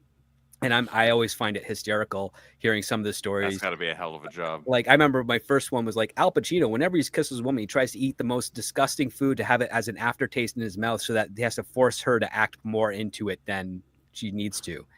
What and I'm the like, hell? that's just mean. That's just, Yeah. I was gonna Get say some that's juicy just fruit. messed up, man. Yeah.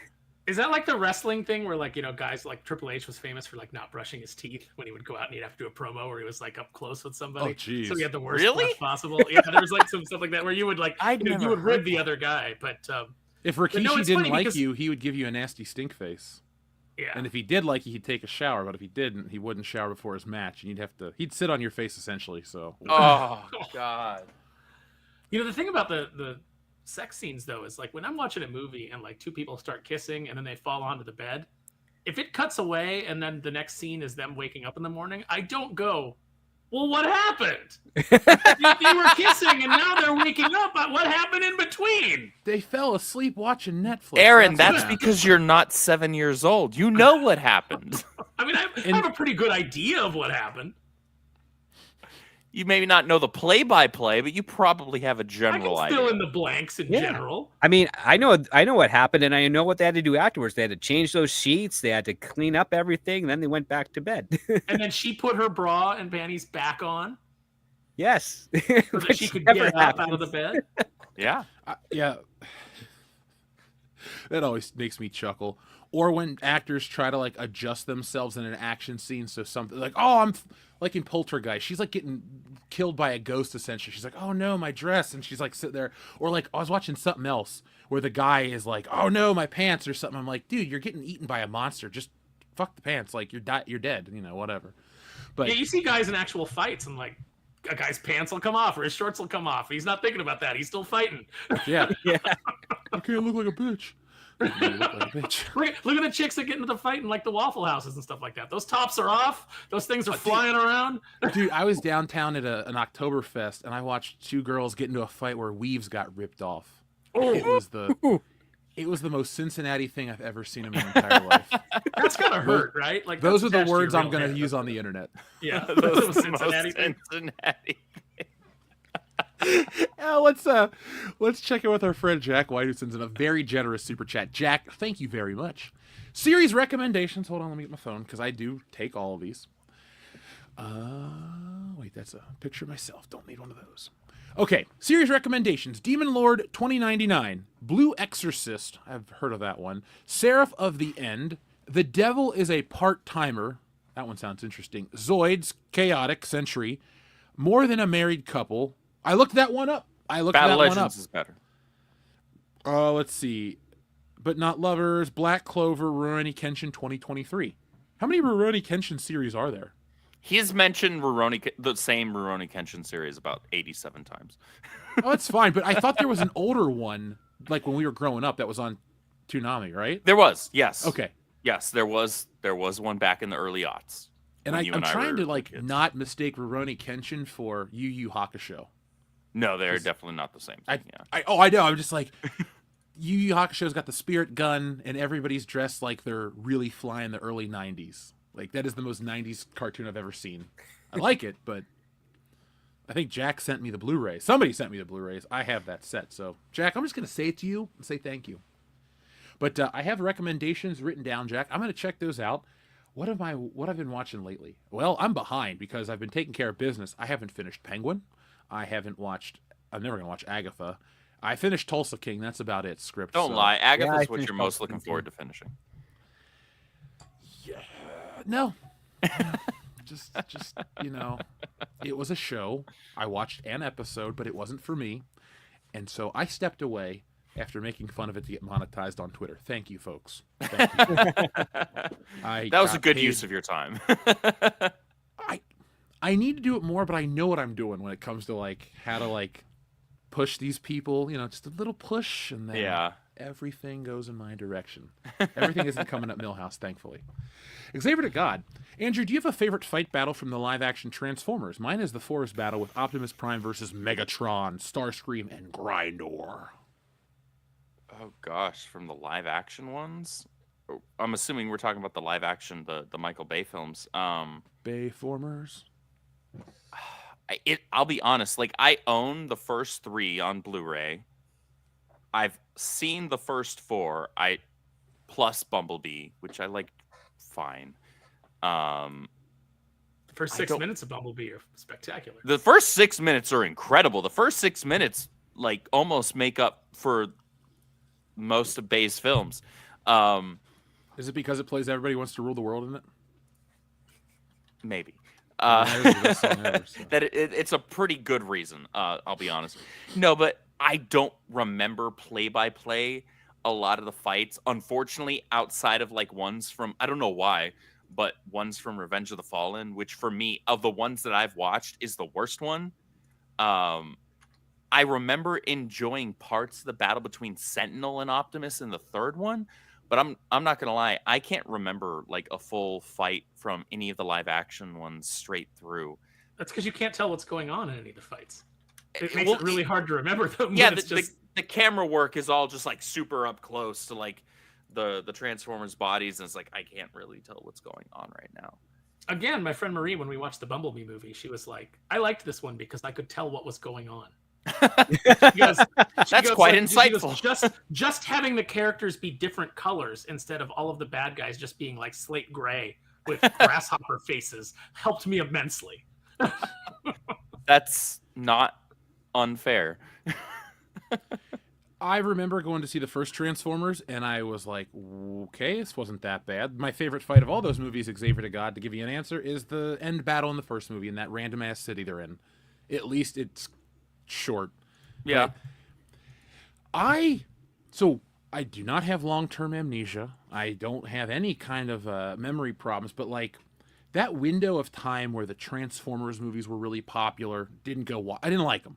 Didn't really get into the Pirates of the Caribbean stuff. That like mid-2000s, all those like big properties, I skipped. If it wasn't a superhero movie or something weird and obscure, I wasn't watching it. And Transformers it basically reminds me of a window of time where most movies kind of suck. I don't really dig those movies at all. You're talking about the straight to DVD era.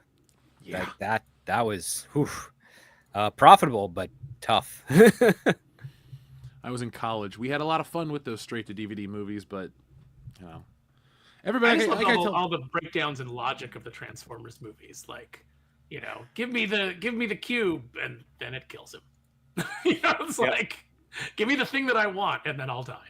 You know, Yep. there's just like a lot, and then Bay is so inconsistent. Like even when they're resurrecting Megatron in the second one from the bottom of the ocean, the amount of Decepticons that are there changes like 3 times in the course of the scene. Like even to where like you see them like coming up on the radar, and you're like, okay, there's 5. Oh no, now there's 7. No, now there's 5 again. It's just he can't be bothered to do the most basic things in movie making, which is just And somebody else Continuity. stepped in. He's one of those directors that can make things look cool, but in terms of being in charge of story and things like that, Should have stuck with music videos. No, maybe leave he's it a to somebody else. cinematographer who is unfortunately given the responsibility of director, and because he took his visual eye, which I don't disagree, I think he has a great one, but sometimes he oversaturates or overstimulates the audience to the point where they're not able to process what's going on screen. Yeah. And it gave him a career, and you know he's not the only one to do that. A few others Zack have Snyder. made a career. Yeah, Zack Snyder especially. Zack Snyder actually had been trying to make a feature film for 7 years, but nobody wanted to give him a shot because they tolerated him as a music video director until basically Warner Brothers was like, we're going to do a Dawn of the Dead remake, and everybody in Hollywood said, no, you shouldn't. And you know, Toby Emmerich was like, well, we're going to do it anyways. We just need a director. And Zack was like, I'll do it. And then James Gunn said, if they're going to make a movie remake, I'm going to at least write it as the best damn thing I can possibly do that doesn't tarnish the original. And that's how this all started. Well, the opening of that movie with the Johnny Cash song. Yep. And like that's a brilliant. The opening of Watchmen is brilliant, like because it's a music video, and that's what he excels at. Yep. And then when you get into actually like, no one should ever give him. And Watchmen is pretty watchable because it's basically the comic book put up on screen. He's using it as storyboards. Yeah. And anytime he deviates, with the possible exception of Dr. Manhattan being the catalyst at the end as opposed to the big squid alien, that's probably a pretty good choice. Although when you really think about it, it kind of doesn't make sense because all the world bands together with the United States against Dr. Manhattan when they'd all band together against the United States because he was our weapon. Yep. But that's fine. You know, just a logical problem within that idea, but still better than the squid. But where he deviates is when he starts to think about like, well, I know what's cool. Rorschach killing the child murderer with the cleaver. Hatchet. Oh, with the cleaver. Yeah. Yeah, less cool than in the comic book where he gives him the cleaver and tells him to cut off his own hand to escape, and then goes out and waits for him outside just in case he does. But the guy never gets out and burns to death in the place. That's way cooler. But, you know, this is the guy who was like, Batman could get raped in prison in my movie. I didn't like how they treated the guy in prison, the big figure, the guy that got his arm stuck in the thing. Instead of slitting his throat, they cut his arms. The movie was too gory for me at times. I was like, oh, yeah, they did. That did happen, right? Yeah, I own Watchmen. I bought it. Like, it was one of my first Blu-ray purchases, but I drank the Kool-Aid the first night I saw it, 3/6/9. That's when it came out. And then I quickly went, like, because I got some sense about me. I own okay. nothing with Zack Snyder's name in the directorial role. You're not even Dawn of the Dead, because Dawn of the Dead is good. Yeah, I agree with that one. Yep. I don't. That's So good Austin because Steve James was Gunn good. wrote it. Yeah, no, that's exactly why. That's why it's good. And but that opening scene with like the little girl in the hallway and everything, that's super creepy. And then it goes into the nice little montage that kind of shows everything breaking down. That's a music video. That's well done. The down with the sickness part in the mall is my favorite part of that whole movie. When he's banging her in the Because they're fucking playing video Richard store. Cheese. Yeah. Yeah, I love Richard Cheese. He's our road trip guy. I think the only thing I own that has his name even in the credits, Al's a because gazelle. I'm pretty sure his name is in the credits of the first Wonder Woman, if I remember correctly. And I have that on 4K. Wonder Woman's a good movie until the third act. I was about to say, yeah, the third act is where it's just like, yeah. I thought that movie would have Dang been it. next level is if like she's looking for Ares, right?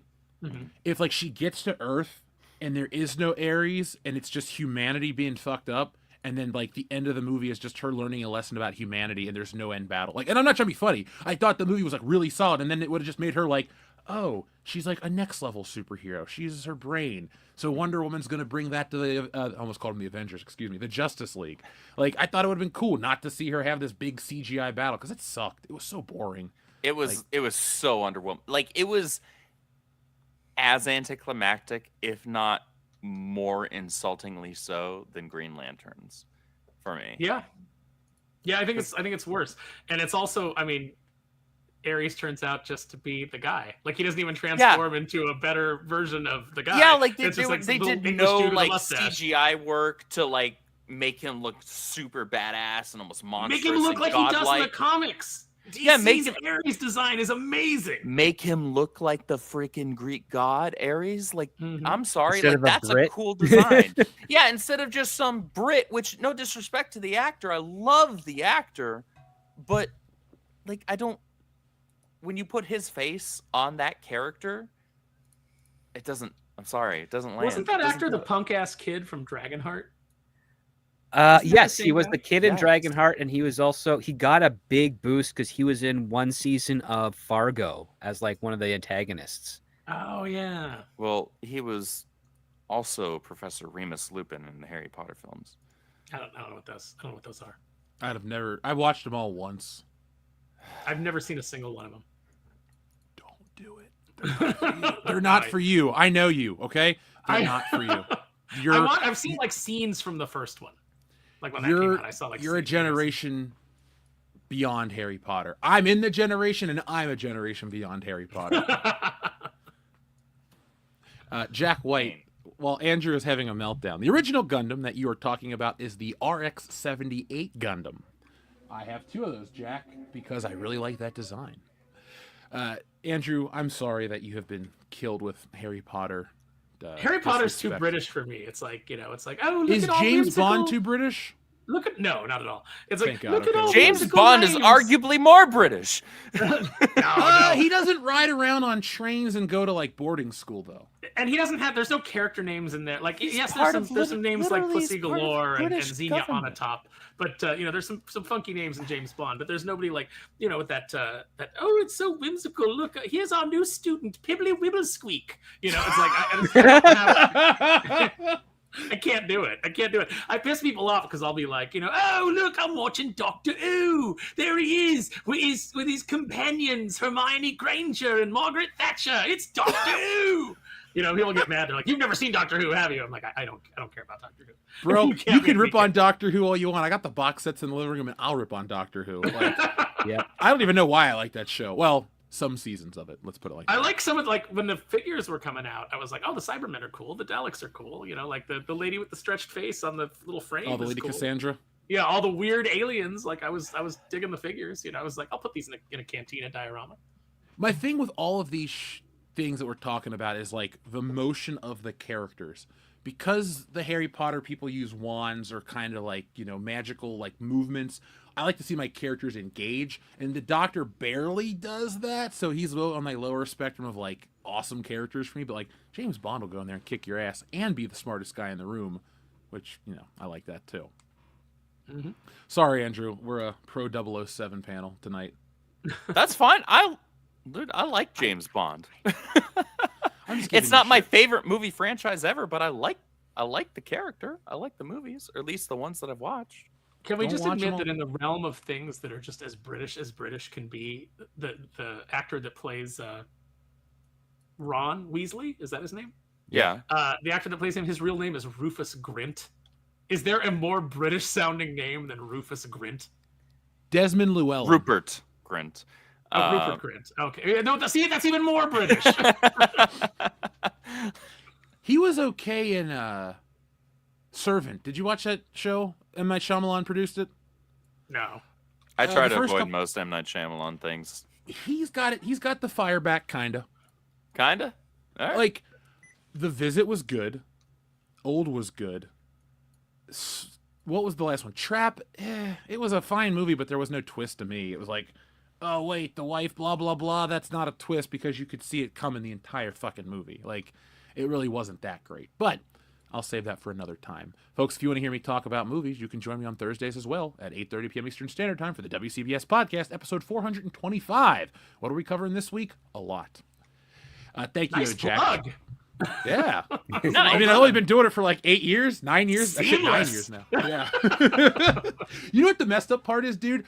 My real life me is just like the YouTube me now, where I'm like talking about something and then I'll do a cheap plug and go right back to whatever I'm talking about, and like nobody, like, they're just like, okay, they never say anything. They're just like, Nobody "What's-" calls you on it. No, it's because I'm giant and most people are afraid of me, which I don't. You're gonna choke slam them. Anybody want a peanut? Yeah, you know, just calling my dad Andre the Giant. I'm gonna start telling people that I'm the illegitimate child of him in like bars and see if people believe me. You should. I had a friend who was the illegitimate. I mean, we might be friends again. I don't know. I don't know how these things work. But she's the illegitimate daughter of Eddie Guerrero. Oh, Ooh. wait, I know her. Is she a makeup artist? No. Oh, No, okay. maybe he has multiple. Maybe he has more than He one. does. He had a lot of ring rats, Yeah. back in the day. Yeah, because I met this. Well, Lie, Nick met this cheat, and girl. steal. Yeah, Viva La Raza. You're not cheating. You're not trying. If you're Jack not White cheating, also you're not says, Gundam Unit 2 from Gundam 0083 Stardust Memory has a really cool design. Look it up. Okay, I will. And then while I'm doing that, Jack White says, wait, script Fidel Jr. will actually let you leave Canada? Yes. Well, fun fact. It was Biden that was preventing me from entering the United States longer than Trudeau wanting me to leave. You were on the wrong border. Script. Yes, I'm often on the wrong border. You were Doctor, on the incorrect border for him to want you to be able to get in here. To come in. Yeah. Speaking of plugs, Doctor, you can go to the Kneel Before Doomface campaign and you can get a cover where Colonel Silverstreak is punching Justin Trudeau in the face. Yes, actually, I've got mine ordered. and one of those covers is actually done by one of my all-time favorite artists, Kenneth Rocafort. Yes. So that was such I ordered that like minute 1. Yeah, no, you were one of the first orders that came through. I was like, oh, look at that. He was excited, man. He was the first person to back Wokebusters, so thank you, Andrew. Love that. Update for that book, folks. It's at the printer. There's really nothing I can do. It's when I get the proofs back, the physical proofs, I'll be sharing those on social media. But until then, here's an update. I'm through the first act of Stealing Solo 2. I mapped it out. I roughed it out. I drew it. It's, what is it, like 19 pages is Act 1, maybe 20. I stopped numbering the pages after a certain point. But it's a lot of fun. If you liked the first book, you'll love the second one, because I don't want to brush it aside, but this one is really good. Is this the Luke Skywalker chapter? Yeah. Yep. Yeah. The fall of Luke Skywalker. It His goes fall nuts. from grace. It goes nuts. Like, he kidnaps us and he takes us to an abandoned warehouse. Never mind. I don't want to spoil the story for you, but it's a lot of fun. I can't wait to tell the third one, though, folks, where they become zombies. But I did look that up, Jack, by the way, right here. I see the toys right here for the 0083. I like this greenish one, the Phantom, it says, but $139 for a robot. I got a pre-order coming in that I didn't realize I had coming in, so thank you. I've got a new Indiana Godzilla Jones figure coming in this month.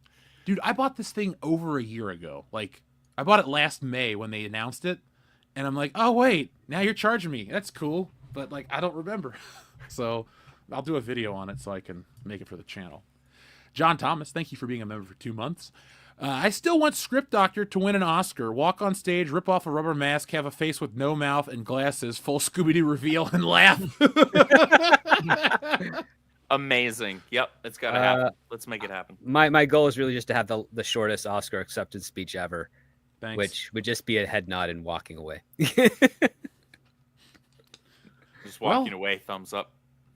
Thanks. You're going to win an Oscar for your great rendition of the joke about a guy who just left his car every time he needed to fill it up. I'll just buy a new one. Dude, there's a 7-Eleven a mile and a half up there. No, I'll just buy another one.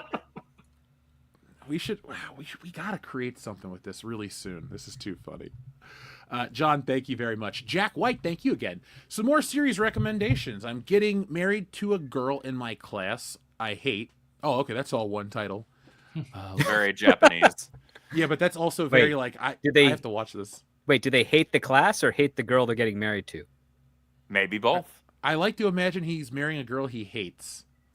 But, I don't know. Drama? Yeah. Then there's Gantz. There's Classroom of the Elite. Ooh, The Angel Next Door. Wait, The Angel Next Door spoils me rotten. Okay, so ones with the weird titles always have me hooked, like Demon Blade or Demon Slay. What is it? Demon Slayer. Demon Slayer. I And married a Hellblade. slime.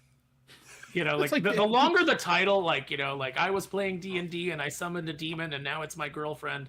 You know, Yeah, I like, once like ate my weight in those titles, Godfather's I'm always pizza. like, oh. That Yeah. time I got reincarnated as a slime. Yeah, like, is it okay? Is it wrong to pick up girls in a dungeon? Is that a real show? Yes, Because I have an ethical dilemma. Is it wrong to pick up girls in a dungeon? depends. I've been to one of these, like, it was a bar. I wasn't at some weird club, but it was like a I thought you were weird gonna say you've been dungeon to a bar. dungeon. Yeah, it was a dungeon bar in New Oh, Orleans. I Learned wasn't something alone. new about Jeff. Oh my god. Hey, I'm friends with everybody. You know, we've really gotten away from dungeons as kind of an archaeological feature. I think we need to go back to it. But I That's agree. we have the probably where they modern, belong. we have the modern basement, though. You know, with theaters and toy rooms, and I'd rather have a modern toy room than a dungeon. I'd like don't to have have a any- toy dungeon. Just call your room your toy dungeon now. The toy Like, turn off the dungeon. lights. That these days that probably means something else. Yes. Oh yeah. Yes. It's more of a Especially if there's a swing in there. you know what I Oh love? yeah, there it is. There it is. I loved when they were when you were seeing all those memes from 50 Shades of Grey, where it was like, I have a pleasure room, and then it would just show somebody's like toy room, like would be the next picture, you know. Dakota Johnson, can she act? I'm gonna go with no. She was good on a show called like Ben and Kate. Like that was the first time I saw her, was like on this sitcom, and she was good on that. But I don't know. I loved Madam Web. I thought Madam Web was great. It was hilarious. I had such a good time watching. I was the only one in my theater to go see it. I had a great time too. We did a felt whole like $1 million thing. bucks. So like Chris Gore and like the Film Threat guys. Actually, Alan wasn't there, but he got like a group together. Like Baggage Claim was there. A bunch of YouTubers, Verbal Riot, and you know, Max von Priestley, and we all went and watched it. And I was sitting next to Max, and Max was so mad. He was so angry through the movie, and I was like, "How can you not be having a blast? Like this is?" And he's just like so angry, and I was having such a good time because I just kept leaning over. Maybe he was mad because I kept leaning over and making jokes. I wish I would have been Maybe. there for this because I laughed my ass off for all the wrong reasons. I'm like, The movie was laughably bad.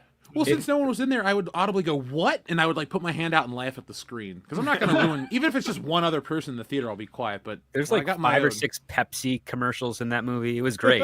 Yeah. But like she never opens the Pepsi. Like she's always just holding it. Like because they went to eBay and ordered era appropriate cans. So that's an old ass can of Pepsi from 2003. They're just like, "Don't drink it, don't open it, just act Yeah. with it. pretend to drink Okay. it. Just pretend that you open it and give it a give it one of these. We'll fix it in post. We'll put a psst sound effect in post, and we're all Well, good to go." What's ridiculous is that you can you can make those labels again pretty quickly.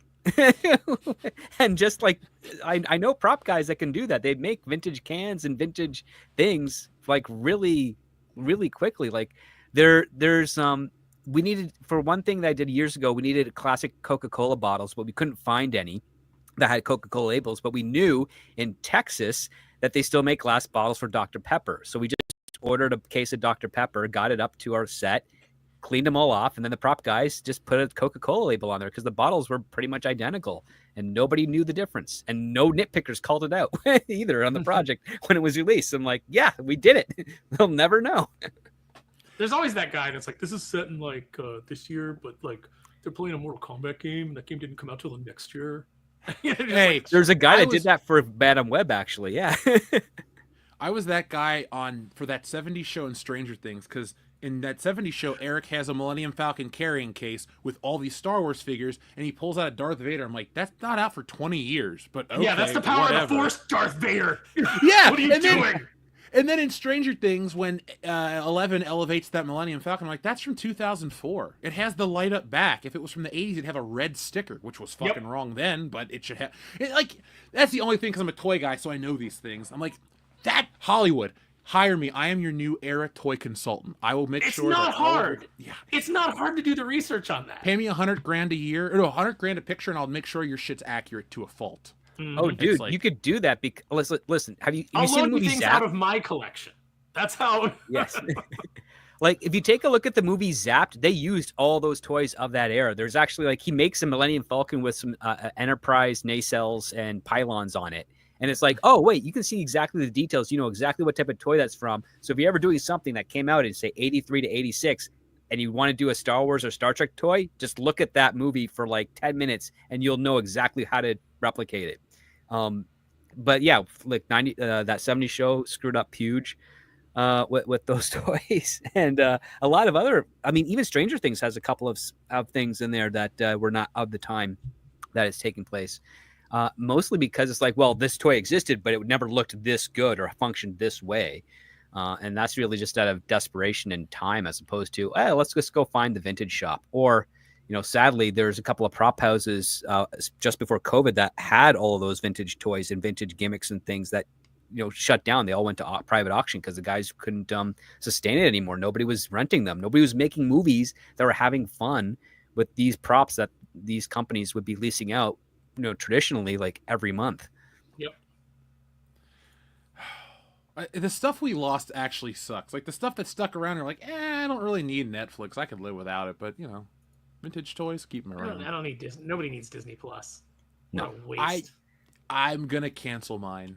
I don't like. It's bundled with Hulu, but I would rather just pay for Hulu by itself. Because, like, honestly, on Disney Plus, what am I gonna watch? Spider-Man. Maybe it's. Oh shit, that's not on DVD. All right, I guess I gotta go to sail the high seas to get Spider-Man. The animated series, like the 90s. Yeah. It doesn't have a box set No, it doesn't. Like, Does it relentless? really not have a Blu-ray box set yet? or DVD. Nope.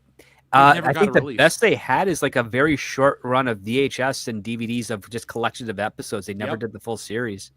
They did like a Venom one, a Doc Ock one, a Daredevil one, and something They did the else. Sins of the Father one, I think. Yep, I didn't buy any of those because I was waiting for the box set. I did get the 67 box set, and that was... It's weird that that's not on Disney Plus, but that was a Disney video release. Like, they had the licensing. They're Buena the only Vista people... did it, yeah. Yeah, they're the only people that have ever had the license for that show. It's weird that it doesn't... It's like the most memed show on the internet, but you can't watch it, like, anywhere. So... Oh, well, never mind. I'll save my Spider-Man talk for another show. Jack White, thank you very much. In honor of this conversation about sex, some very fan service and perverted series recommendations. Should I take a picture of these ones? No, I guess I won't. But I probably want to watch some of them. To Love Are You, Queen's Blade, Is It Wrong to Try and Pick Up Girls in a Dungeon, Trinity 7 Date Alive. Wait, is that To Love Are You or To Love Rue? Oh. To Love Rue, And okay. Date Alive what? Did you get cut off or it was just No. like No, I think says- that's actually the title. Date Alive. Okay. Is that one of those things that they thought sounded good in English, but they didn't really know what it meant? I just want to watch Date Alive now. Date Alive what? Date Alive Rabbit? Date Alive Wire? Hey, it could be anything. It could be fun. Shocking.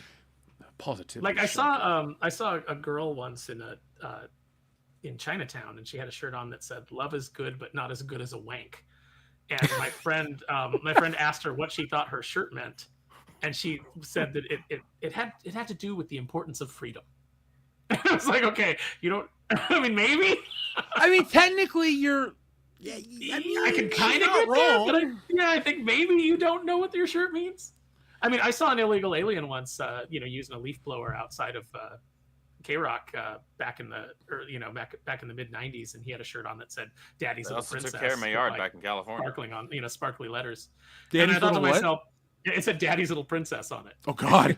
And I thought to myself, did he just go into a thrift store and was like, oh, he can't read English, but he was like, this is a nice looking shirt. I like the sparkles. Or maybe he was Daddy's Little Princess. I don't know. I can't judge, but it was weird. Yeah.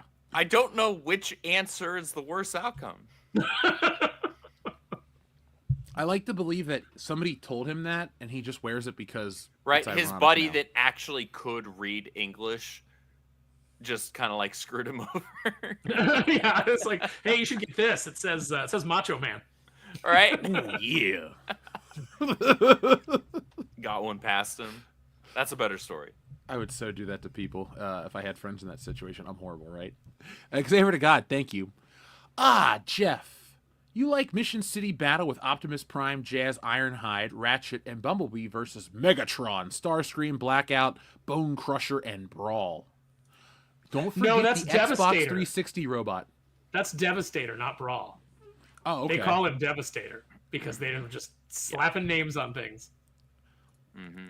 Yeah, they call him Devastator in the movie. There's a reason you watch my toy videos. There's a reason why I don't go on about my Transformers knowledge. There's a reason why I don't boast about my G.I. Joe knowledge.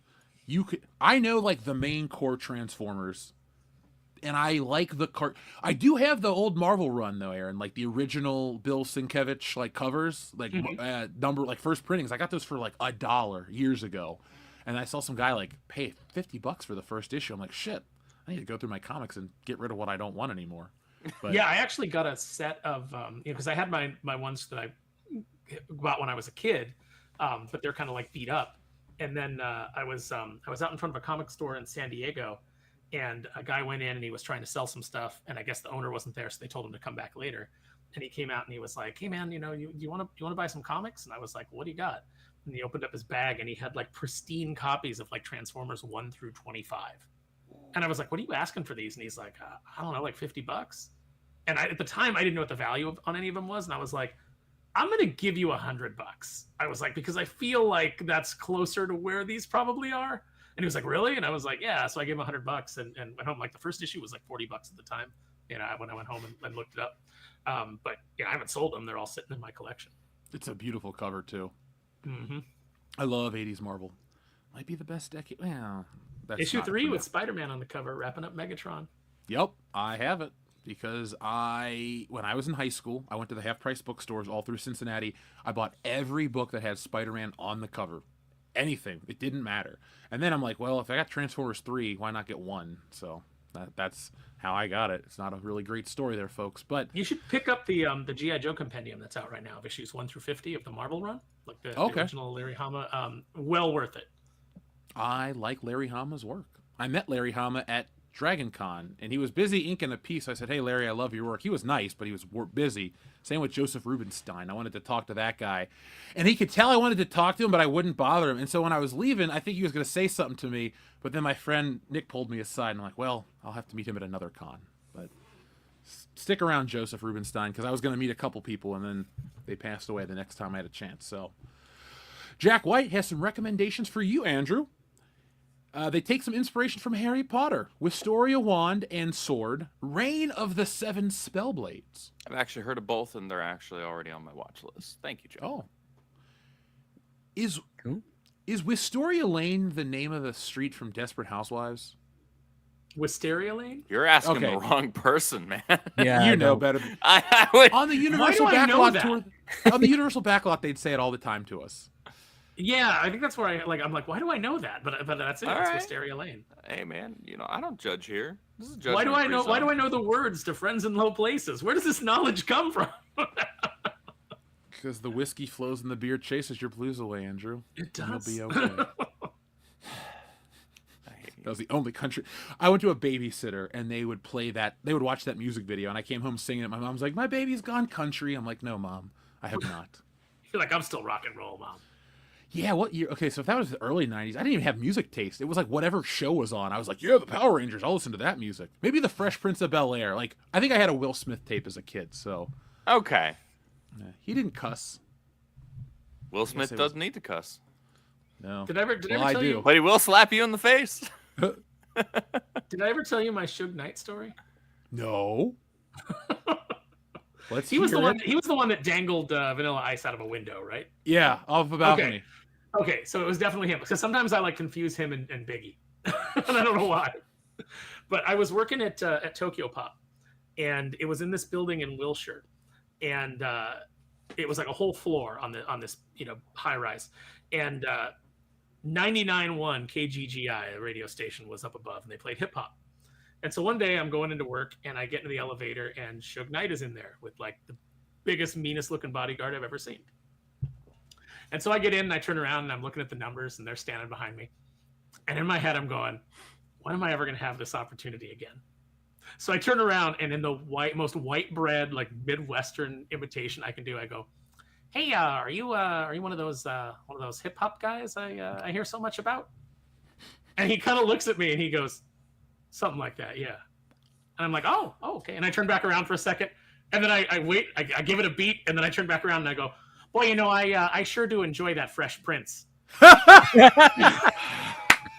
And there is the longest pause while he's just looking at me, and all of a sudden he gets this big grin across his face, and he goes, "You're effing with me right now, aren't you?" And I'm like, "A little bit. I am a little bit." And he and his bodyguard start roaring, and then the doors open up, and I'm like, "Hey man, you guys have a good day."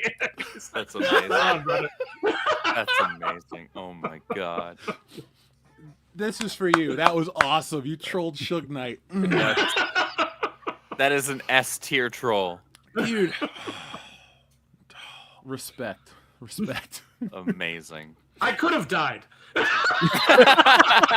You were in an Possibly. elevator. There's nowhere to dangle you from. You're safe. That's true. That's true. What was he gonna do? I mean, they He's could on have just, camera. like, his bodyguard could have snapped my neck, and they could have just put me up in the crane, like the up Oh, above. Die Hard style. Yeah. Ho ho ho. I gotta say, I love screen names that change, and this one makes me chuckle. Taylor Swift should have run as a third party. Script. You know anything about a new film called The Order? I think Jude Law is doing or did a film of that. Jude Law, he's in Skeleton Crew. Yeah. He's a in the Jedi. talented Mr. Ripley. He was also a wasted cast, unfortunately, as Albus Dumbledore in the Fantastic Beasts films, because he played a phenomenal younger Dumbledore in those. Is it? And okay, I was gonna say, was he only in the first one? But no, he was in the second and third. Brief appearance in the second. He was pretty heavily in the third. He captured the character perfectly, but unfortunately, those movies just didn't perform quite up to snuff. And so they're, at least for now, either on ice or just terminal. I didn't know there were 3 of them. Yeah, Well, that third that's- one's the one where they axed Johnny Depp and they just replaced him with Mads Mikkelsen with, like, no explanation. It works. They look exactly the same. Oh, Like, yeah, I mean, I sometimes- confuse them all Dude, the time. Sometimes I watch Casino Royale and I go, when did Johnny Depp get in a James Bond movie? It's Mads so Mikkelsen confusing. gave a really good performance. However, it didn't capture the character in the same way, and so it felt like a completely different character. Well, I just want to give a shout out to Dan Fogler, the guy with the little mustache in that movie, because I just like that actor. He's great in like everything I've seen him in. You got to One of watch my Take favorite- Me Home Tonight. One of my favorite memes is the Casino Royale meme with Mads Mikkelsen saying, Oh, "It appears your hippos are not quite as famished as you claim, Mr. Bond." I'm getting into the Christmas season very soon, folks. I still got to get through Thanksgiving, but the way I celebrate Christmas is with the 007 Days of Christmas. So I think I'm going to maybe on like Patreon or something extra, just do like a, hey, I'm doing my Christmas James Bond retrospective. So let me know if you want to watch that with me. But Jack White says, the name of the Gundam Unit 2 is Gundam Physalis. That sounds like a drug, like a pharmacy thing, like try Physalis today. And yeah, then it sounds you're- like some sort of a drug that its side effects are worse than its benefits. That's what I was just about to say. Or this is like how you say syphilis in Pig Latin. Physalis, that. otherwise known as belly button discharge. What do you mean discharge? Oh. That's not an orifice. Oh, God. Oh, no. Script, what the hell? That's 2 for 2 tonight's script. I'm tired. I'm not kidding. Tired you is funny. Jack White, thank you very much for both of these. He says, to answer Script's question, the main dude gets married to a girl in his class. He hates the girl's name. The girl's name is Akane or Akane, and the reason they get married is because their grandparents forced them to. Basically, the main dude's grandfather and Akane's grandmother forced them by threatening them. The main dude's grandfather by threatening to give control of his company to a dog instead of him, and Akane's grandmother threatens her with not paying for her college and med school. All right. I mean, This if is that weird form descrip- of eugenics. if that synopsis doesn't make somebody completely enthralled and excited to watch the series, I don't know what would. I mean, I Well, I hear literally took that's an why- extra picture. I hear that's why Vince and Shane McMahon had a falling out, because Vince would always do that to Shane. He'd be like, "I'm going to give the company to a dog." Yeah. Oh God, poor dude. The WWE has lost their way, folks. If you were watching earlier in the year and I was singing their praises, oh, WrestleMania was great. Now they can kiss my ass. I have never seen a company have so many ups and downs. They have turned face and heel more than the Big Show. So I'm not happy with them. Mainly their WrestleMania That's a prices. lot. Still Yeah. better than AEW though. Oh, I will give you that every day of the week. I'm just saying, like, they were really hitting it hard where wrestling was cool again, and then it just fell off. Like, Yeah, Cody no, Rhodes is not that guy. No, I mean I've never thought that about Cody. I've never understood the appeal of him. His promos are awful. They're so boring, and I've just never really gotten behind him. Like, the whole storyline of him beating Roman, I thought was interesting enough, but that was because the storyline was good. I don't think it was because Cody is particularly compelling. And Thank you. when I remember when he was capping on Disco and saying like the boys all thought you were a joke and blah blah blah, and I was like, I was way more invested in Disco matches in the 90s than I have been in any Cody Rhodes matches. Yeah, even back then, Jobber Wrestler was still a bigger deal and had a more interesting run than a lot of people today. So even though Disco Inferno is a joke, I'm not a fan. Yeah, I'm with you, man. I'd actually rather go back and watch old Disco Inferno matches than, like, I can't name a Cody Rhodes match that's like truly great. Oh, but this one, Jeff, and this one, and the Tokyo Dome. I don't care. I don't like this guy. He dresses like a fucking marching band conductor and walks around and smiles everywhere. He's a really generic guy. He's white. He's like they call a white meat baby face. I'm not a fan. Well, I mean, once he got the neck tattoo as well, like I'm just like I just can't. My mom makes fun of him every time she sees him. She's like, "What's up with that neck tattoo?" Like it's the first time she's ever seen it. She just always rips on it the same It's level. the worst. It's pretty awful. Yeah, it's up there with like worst wrestling tattoos. I mean, Mike Tyson's not a wrestler, but he's in the WWE Hall of Fame. That face tattoo, not really the biggest fan of. But I think you should just keep tattoos like from the neck up. You should just avoid agreed. having Agreed. tattoos. You should be able to wear a dress shirt and no one know. Yeah. I think that's a good rule of thumb. Because You it's should also be able to still look professional.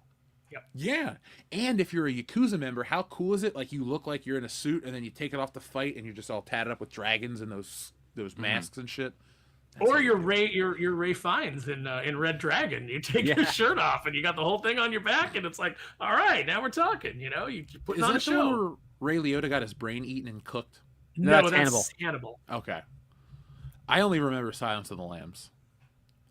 Xavier to God, thank you. He says he's Brawl in the comics, games, and toys. Oh, Yes, Again, no, you were right. You were right, Xavier. I don't dispute you at all. You are correct. But yeah, I remember when I was watching the movie and I'm like, Devastator. I was like, that's Brawl if it's anybody. And then the second movie they bring in Devastator, and he's still not Devastator. He's that big weird version of Devastator. is but I was Devastator like, a Constructicon? yeah, he's the Okay. combined form of all the Constructicons. That's what I thought, because either when Toys R Us was closing or close to it, there was like, I think one of those was on the market, and they had some giant Transformer at the store all the time. Like it was a pack where you could combine them, like a Power Ranger. Jack White, thank you very much. Date Alive is a series about a boy named Shido who finds himself having to date a seal. Sorry, I skipped the word. To date and seal the powers of these female spirits literally by kissing them. Sorry, I thought it was to date a seal. I was like, I'll watch a show where a guy has to date a seal. No, he has to date the singer Seal. Oh man, so it's basically an anime about Heidi Klum. Got it. Okay. Yeah, the rebound of Heidi Klum. There you go. Rough. One of the funniest moments, so my friend Jesse Snyder, we were working one day, and he's he very lowly under under his breath, he's singing "Kiss from a Rose," and Good song. and I was like, and he just keeps singing it, and I go, are you just gonna sing "Kiss from a Rose" all day? And he goes, oh, I'm sorry, man, that song's just been like stuck in my head since like the 90s. It's like, that's fair. 30 Years of Seal. I don't even think that's his best song, but It's not. No, it but actually bombed It was that initially, and then Batman movie, and Yeah. it's like, Schumacher redirected the music video for it, and that's what took it off. Actually, women buying that CD is the reason that took off, because I've never met a woman that doesn't love that song. true. I think Crazy's Seal's best song, but that's irrelevant. Thank you though, Jack White. I'm gonna watch. I really wish it was about a guy dating Seal post Heidi Klum, but I got the screenshot.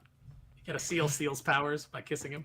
Yeah, and then he rides away on an actual So seal. that's a comic book called "The Real Kiss from a Rose." This dude has got to save Seal by dating him after to recover from his breakup with Heidi Klum.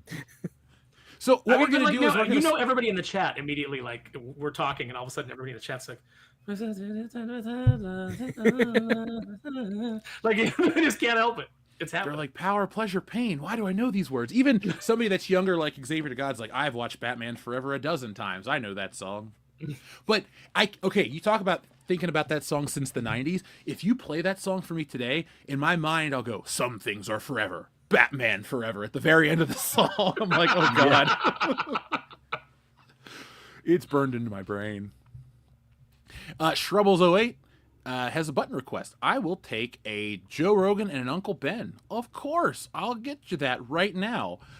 Shout out to everybody who's in the chat tonight. We've been having a lot more people show up tonight, folks, and over the last couple of weeks. Hit that thumbs up button to let YouTube know that you enjoy this content. Help us get to 200K. And then, well, WCBS is going to go to 300, 400. We're not done anytime soon. But thank you, folks. We appreciate all the love. Sorry, Yeah. Oh, man. Wait. Xavier to God says, I like Batman Forever more than 89. Are those fighting words, or is that Oh my possible? God. I think that's mental illness. I don't know. Batman Forever actually is very prophetic with regards to people buying technology and having their identities stolen or being, taken in by what you would call social media. Like they took the whole boob tube aspect of being a couch potato and then elevated to the next level, which is almost echoing which has allowed society kind of echo that to this day. Yeah. Like just data collection, data harvesting, all to use against you to take over the world. I'm like, yeah, that sounds exactly like Facebook. And there was a window of time where I did like Batman Forever more than 89 because it was like the cartoon. It had Two-Face and the Riddler, and it was funny and colorful. And then, honestly, I debate in my head, is it 89 or Begins is the best Batman movie? So, Xavier to God, I'm not here to rip on you, but you're not the first person I've heard that say they like Forever the best. That's why I own that movie on 4K. It's weird. It's not my favorite one, but it's the only one I own on 4K. What'd you say? Forever drove me nuts because I was so into the comics at the time, and I was like, how do you make Two-Face one note? Like, how do you do that? Tommy Lee Jones and the fact that he suffers from alcoholism a lot. And you put him next to Jim Carrey, who has no discipline. It's like, really? That's your formula? I love the Billy story Dee Williams, of him telling Jim Carrey, like, I cannot sanction your buffoonery while shaking his hand. I hate you so much. I would be cracking up the whole time. I would too. Like, that'd be hilarious. That's a good story to tell. Shrubbles, here are your buttons. Imagine if you gave a white supremacist 5-MeO DMT, and then as the first one, as they're exhaling, Yeah. What a rush! And now, here's your next one. Who's that Pokemon? It's Uncle Ben. Did you cut that together? I did not make that one. No, I cannot take credit for it. Would you like to see in my opinion was the funniest Who's That Pokemon? You're getting an extra one, Shrubbles 08. Who's that Pokemon?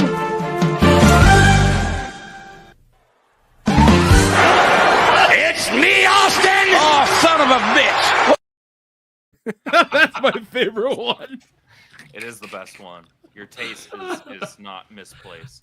I thought there was a pretty good chance that it was going to be Scott Steiner. Oh, no. Did I tell... I made them for the guys, by the way. We have, folks on the podcast have seen these. We have Who's That Pokemon for each one of us. So, I do know how to make Who's That Pokemon. If you ever need help, let me know. I'll help you video edit them. That's a skill I have. Xavier to God, would you guys rather take two bad Spider-Man movies in the Amazing Spider-Man movies or no Spider-Man movies in Homecoming and Far From Home? I picked the Amazing Spider-Man. Or not. Okay, so... Would you guys rather take... Oh, you're saying because you're saying that the Marvel movies are not Spider-Man. Oh, okay. Sorry. Yeah. So would you guys rather take the two Amazings or the two...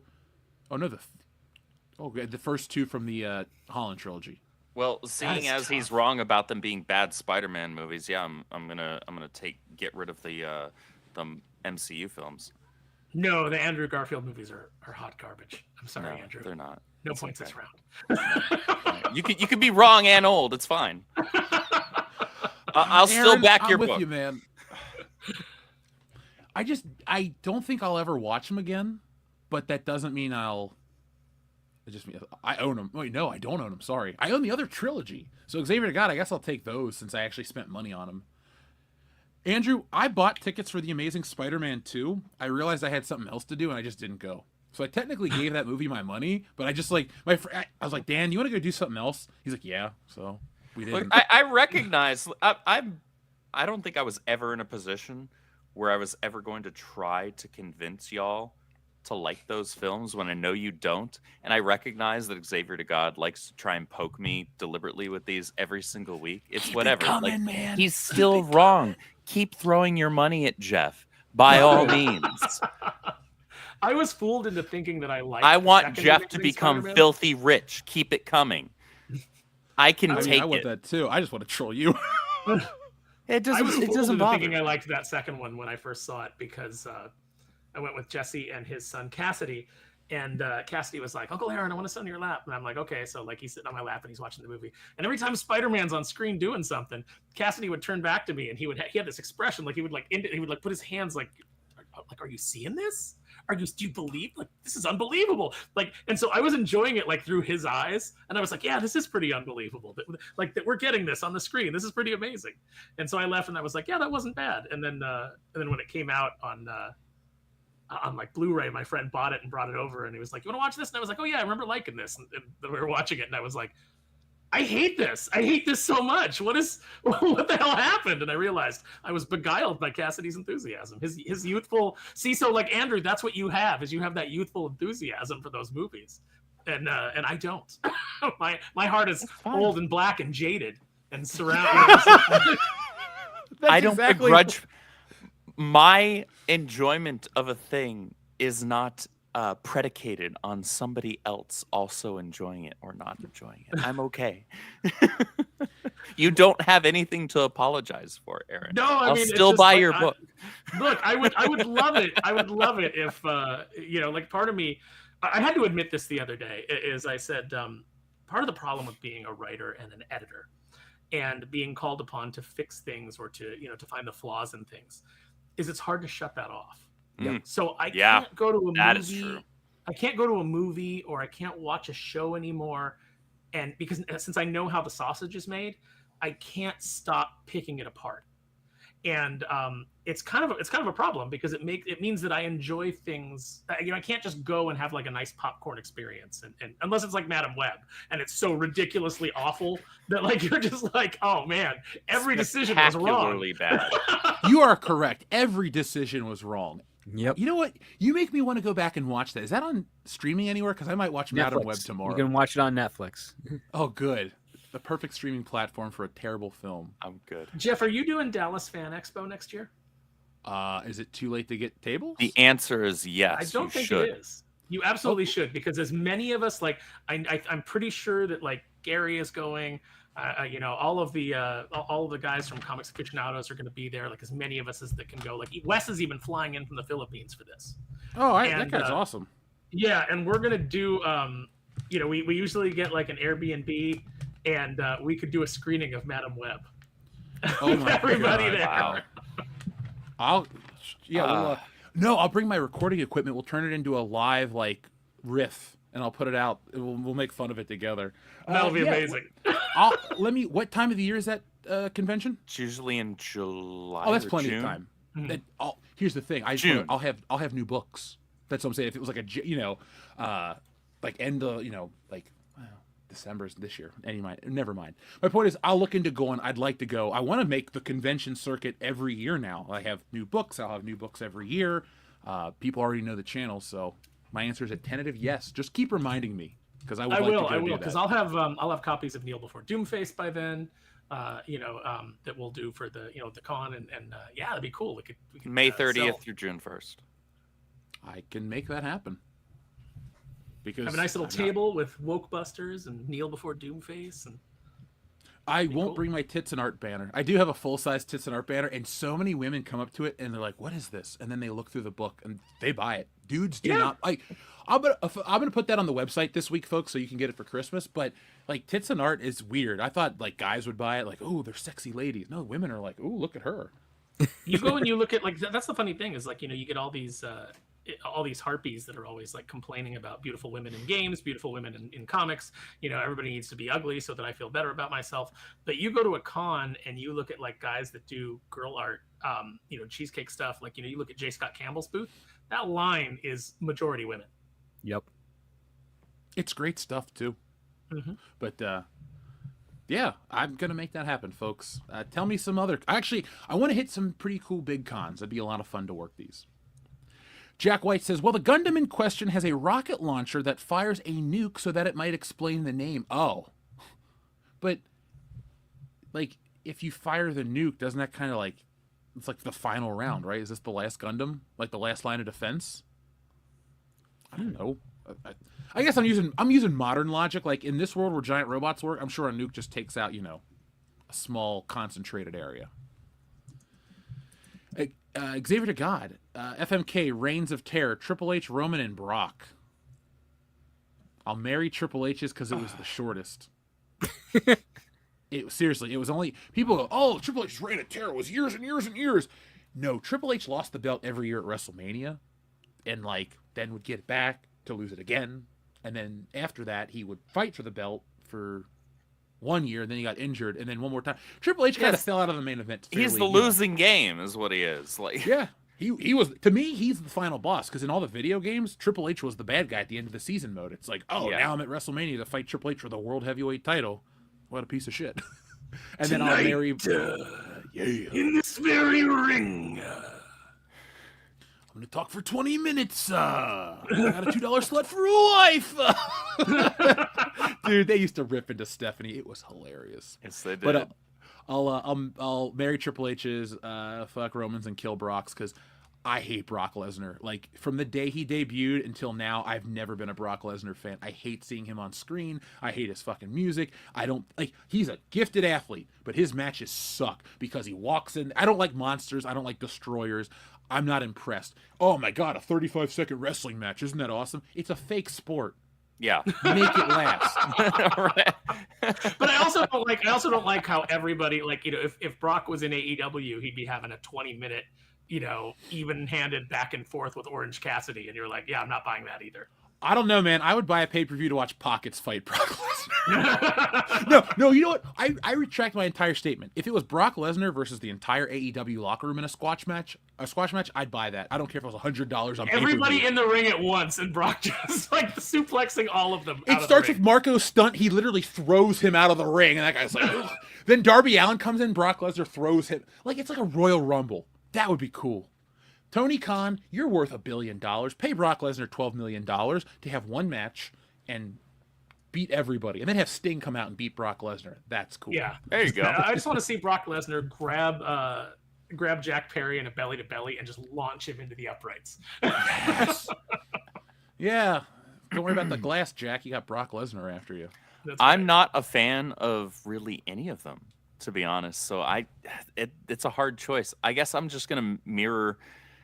I'll just mirror what Jeff said, to be honest, because of all of the, like, Roman. So when WWE, what was this? The mid 2010s, late 2010s, when WWE was first like really trying hard to push Roman Reigns, that's when I tapped out. I was like, this is not the guy. Like, why are you trying to make this the guy? Stop making him the guy. He sucks on the mic. He sucks in the ring. You broke up the Shield too damn early. Go to hell. I'm bored now.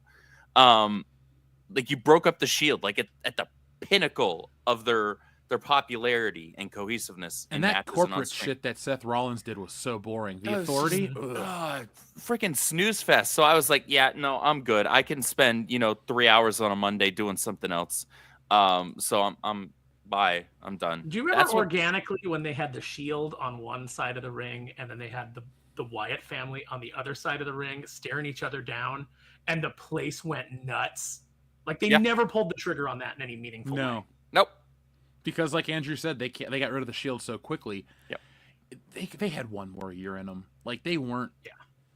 Come on, I'm tired of other groups, but Everybody thank wanted you. Roman to be a heel. He has the look of a heel. He has the presence of a heel, and Vince just wanted him to be Super Cena. You know, he wanted to recreate that, and He kept wanted trying to force it down recapture everybody's Super throat.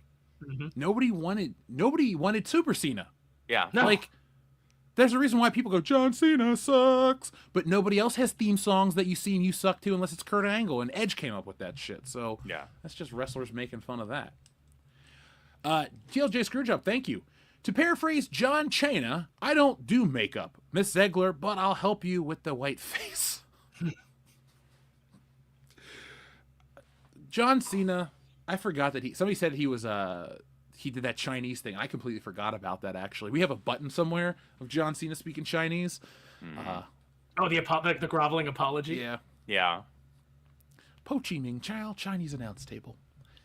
TLJ Screwjob, thank you. Miss Rachel Zegler, her Snow White movie is going to flop because, well, no one's bigoted. It's because it's a fucking live action a movie. Seriously, I didn't realize how much streaming hurt movies until recently. Like, movies are fucked. And I was so oblivious. I was in denial because I like the theater going experience. But after a string of stinkers like I've been watching, I don't really want to go to the movie anymore. Like, I'm canceling my AMC pass. I'm like, I don't need it. Like, next year when the comic book movies come out for the channel, maybe we'll go see them. I'll get a new pass, but it's just not worth my time anymore. I don't know how theaters are holding on, man. There's so many like duds that come out. The last The movie I saw in re-releases were theaters, good movies. the last movie I saw in theaters was Wild Robot, How was which was that? good. That was really good. It was worth seeing. It felt like an old school Pixar movie. I'll give it a watch on streaming. I hate to be that guy. I don't really. When you said old school Pixar, I like Toy Story and The Incredibles, and that's it. Even It's as a kind of kid. well, no, I mean it's got that heart. It's and it's gorgeous, like to see on the big screen. Like that's why I would say see it on the big screen if you can. But yeah, no, it's just tough to like commit to anything in theaters anymore.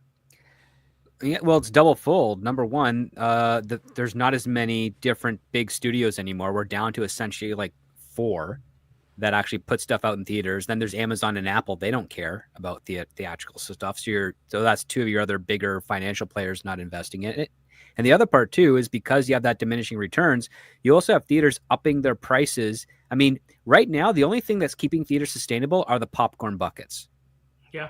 Because that's the newest thing there, and that's the only reason people are going. They're getting cheap plastic that will poison them if they keep eating popcorn out of it. But eventually, like, how many popcorn buckets can you have? Right. Like that'll hit. I mean, you can. Like, I've been asking that about Funko Pops for years, and I've got a neighbor who, like, their entire 0 living room is wall the correct just, like, answer. Is just Funko Pops, like, all, like.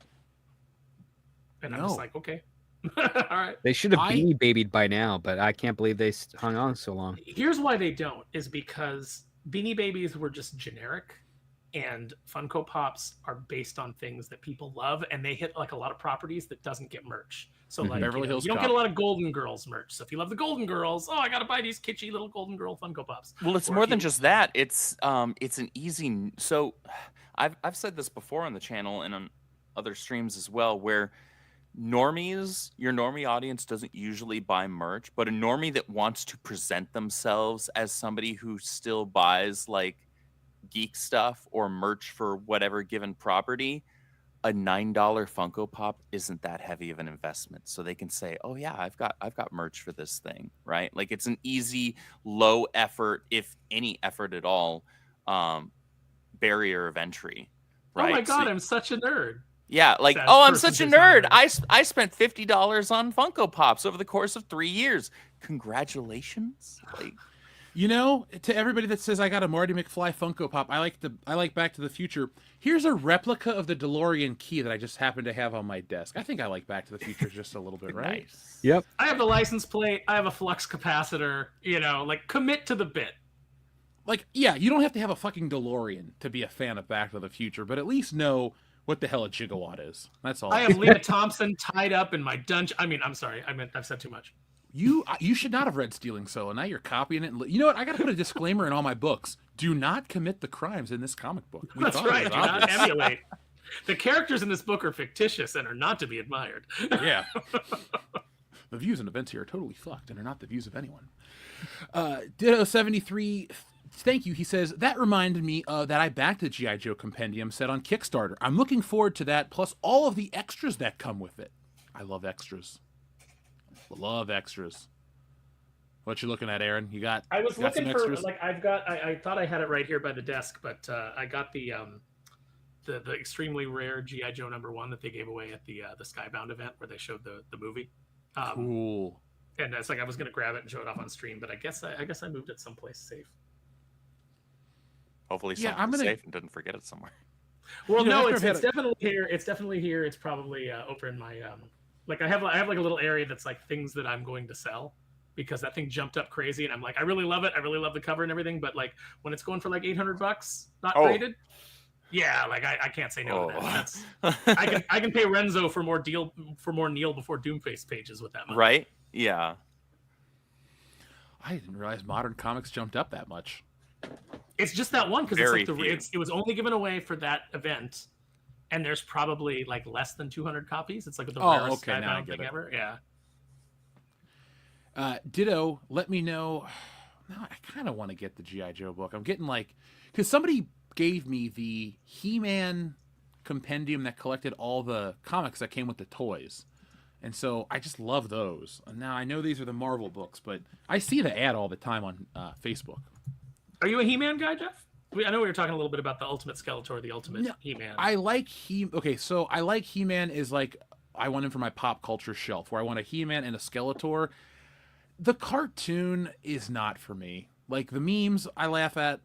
Like, I can watch G.I. Joe. I can watch Transformers. I can't watch He-Man. I don't get it. Like, and I don't mean like I don't get the show.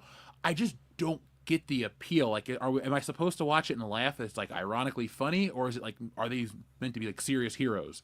Because Prince No, Adam it's very looks... much a product of its time. It's not one that you can really go back to, but you can go back to the 2002, I think it is. I watched that. Mm-hmm. I watched it on Cartoon Network, like you said, in 2002. That was cool. I even have the figures from that one.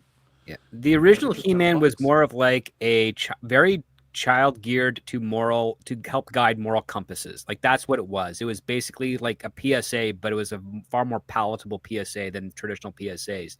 The other part too is like that voice cast did a lot of work through the Lou Schreider to actually help out their own audience and fans. You can go on YouTube. There's actually a written or spoken letter from the voice actor of He-Man as He-Man to a fan that was worried about was going through a hard time. And like the fact that they did this kind of what made He-Man really popular, in addition to possibly some of the coolest action figures Mattel ever put out for that show. And also, like, it's got a lot of comic elements to it because it's traditional good versus evil, and Skeletor is funny as a villain, just in every way. And Oppenheimer was great as that voice. He was ad-libbing a lot of those insults, or just like, just where he would come on and he'd be like, "Hello, Randor, you royal boob," he would just improvise that on the day, and then like everything about Skeletor is fantastic. Like, you just love him on that cartoon. Even if you're like, this cartoon isn't very good, but Skeletor is fantastic. I can hear his voice every time I read one of those memes. Mm-hmm. Like, until we meet again. I mean, and then the hey ya hey. When I was in college, I trolled Dion. We were up drinking, and I put on the 10-hour loop, and we all went to bed.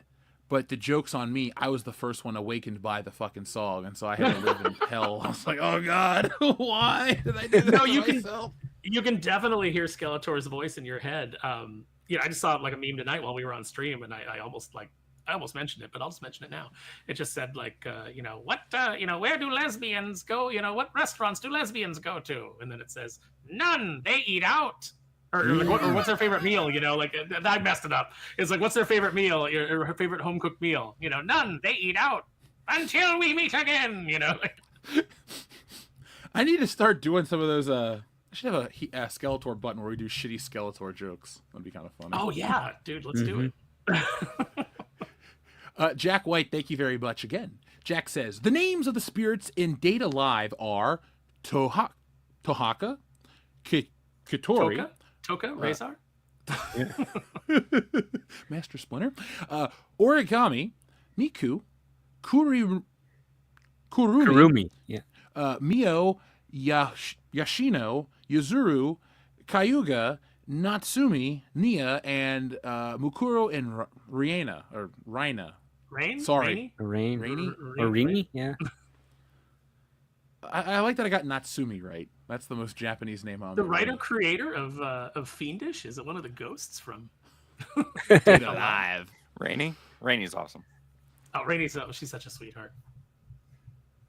Super talented. Thank you, Jack White. Ditto's 2 away. Xavier to God says Jeff hates Brock Lesnar because he destroyed The Rock at SummerSlam. Not true, my friend. Never saw that match. I have still yet to see that match to this day. Plus, I don't think The Rock got destroyed. He lost the belt, but I don't think he got destroyed. No, it wasn't. It wasn't a squash like when Brock came back and destroyed Cena. Oh yeah, Rock's better than Cena in every way. I mean, that was compelling. That was compelling stuff when he came back and just destroyed Cena. Dude, that was the night after Cena lost to The Rock at WrestleMania. That was awesome. You're like, oh my God, wrestling's on fire. And then it was okay until the next WrestleMania. 29 was garbage. I like the promo battles leading up to that. What, 29? Yeah, I died when I was like, Cena's winning the promo battles. Like when he came out and he reverted back to the Dr. Thugonomics for one night. And did the, I'm a big purple pinwheel, Rock, so go ahead and blow me. That was pretty good. That was pretty good, yeah. When he called out The Rock for having his promo on his wrist. Oh, that was for 28.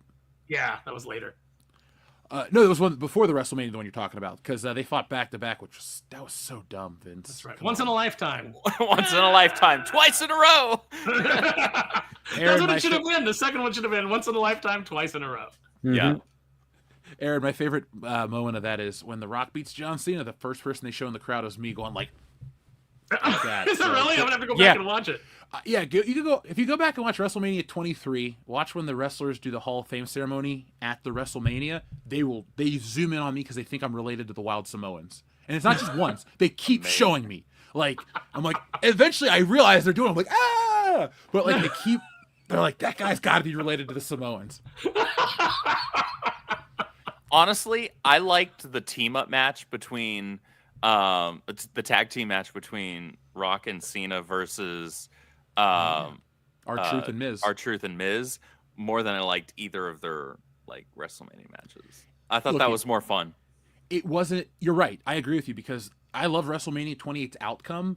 It's a long match, and John Cena fucks up the ending. Yeah. Because they do that spot at the King of the Ring in 2000 where Vince McMahon takes that bump and does it accurately. And John Cena's like, ugh. If you go back and watch it now, they edit the fuck up. They're like, ugh. So, oh, do they? Yeah, because he's supposed to like kip up rock bottom him, but Cena's like, ugh. And then they do the rock bottom, but whatever. Yeah. I was just pumped that he won. Wander says, hope to see y'all at Fan Expo. Well, now I kind of gotta go. That Wander wants me to go because I believe Wander. Fan Expo. Yeah, I'll look into a table. Get a Wokebusters. Wander has put $2 towards your trip, so yeah, you're committed now. I guess I could channel raise that. Anyway, Ditto73, thank you very much for your generous super chat. Me, it's not my favorite, but I actually like Batman and Robin. Jeff, mods, throw them out the airlock. I understood that reference, by the way. That's a Mass Effect 3 reference. F's in the chat if you guys are still hearing "Kiss from a Rose" in the backyard. I am now. Thanks, jackass. Ditto, I wouldn't throw you out for liking Batman and Robin. While it's not my favorite Batman movie, it's not my least favorite Batman movie. Here's where I'm going to lose some people. It's Batman Returns. I can't watch that movie. I don't like it at all. Literally, really? Seriously, if you were to put on Batman Returns, I'd pull out my phone about 10 minutes in. I find that movie incredibly boring. I don't like anything about it outside of Michelle Pfeiffer and Christopher Walken. That's wild because I actually really like Batman Returns, and I can't really define for you why, but I do. Like I can watch that one. Like if it's on, like I'll stop and I mean I won't necessarily pay 100% attention to it, but I'll just I'll let it run through. I like it because it has a level of innuendo you haven't seen in a movie of that type ever before, especially the stuff that comes out of Danny DeVito's mouth as Penguin. Just the pussy I've been looking for. I mean, one of the things that I actually, this is where I knew I was going to be a filmmaker when I saw that first, because it was the first movie I watched where I could tell they shot this entirely indoors. Even their outdoor stuff looks like it's shot indoors. Mm-hmm. And I'm like, there's something off about this. And it's like their daylight doesn't look like natural daylight. That's because they're giant floodlights just shooting down on Michael Keaton and Michelle Pfeiffer by a newsstand. But I will say that I completely understand why it's definitely more Tim Burton than it is Batman compared to 89, which was a bit more Batman than Tim Burton. But I mean, listen, my least favorite Batman feature film of all time is The Batman that Matt Reeves wrote, because it rehashes stuff that Batman Begins did and poorly. It's too long. I don't have any problem with the cast, but the plotting and the gimmicks behind it are like Matt Reeves was punching way above his weight class and he got killed. And Batman's dumb. Yep. And then you see the deleted scene with what he wants to do with the Joker, and you're like, oh god. And I hate Paul Dano as the Riddler. I hate that version of the Riddler. I hate like turning him into a villain from Seven. There's just really nothing about that movie that I liked, except for Colin Farrell as the Penguin, which I still need to watch. And now that it's done, I think I'm gonna. It was a good watch. For the his most part. performance is great, but you will notice that the writer saves the Penguin a lot. Like you can see their hands working to make him victorious, as opposed to the character facilitating itself. All I'll say is that you'll see a scene with Clancy Brown and Colin Farrell towards the end, and you might burst out into laughter with the result of that, because you had me at I'll see a scene with Clancy Brown. Oh yeah, because Clancy Brown's great. I love Clancy Brown. In fact, Warner Brothers loves him so much they try to put him in every single DC thing they do. I mean, they should. Like I met him at San Diego at it was like the Sunday after the show, and I was hanging out at one of the bar in the hotel because I wasn't going home till the next day, and Clancy came in and he like sat down at the bar next to me, and just struck up a conversation with him. Super nice guy. Yep. And he was telling me, because I was like, man, like I said, I've loved you in like pretty much everything I've ever seen you in, but I cannot read Lex Luthor in the comic books and not hear your voice from Superman the animated series. And he said, he goes, I really love doing voice acting. He goes, if it paid better, I would just want to do voice acting. I much prefer it to being on screen. Yeah, well, he's allergic to most makeups too, so that's why he doesn't like to being on screen either. Makes sense. But Mr. Krabs would have paid better. Well, that's the thing. Cartoons, they're very expensive because they require a different set of labor skills compared to a film production. That's why. So they cut costs everywhere they can. Like I've had friends that worked in Warner Brothers Animation, and they're like, "That's our budget for per episode. That is tiny." Like if we were doing this live action, we'd have like 3 or 4 times that just for a half hour. But you can also do way more in animation for that flat cost compared to a live action television show. That's why superhero in live action is mostly going to be just a couple of actors in a scene standing or sitting and talking about what they're going to do next, as opposed to an actual like cinematic style of investigation or set piece. It's tragic, but that's just the nature of the game, and actors suffer for that as well. If you want to see something that looks like it has a huge budget, go and back Kneel Before Doomface on Kickstarter now. Yeah, the link is in the chat.